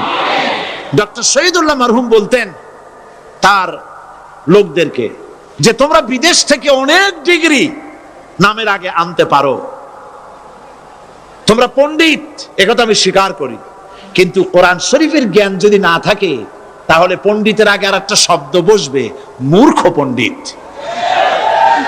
কোরআনের জ্ঞান পাণ্ডিত্যকে পরিপূর্ণ করে দেয়, কারণ ওয়ামা উতীতুম মিনাল ইলমি ইল্লা কালিলা। সুবহানাল্লাহ।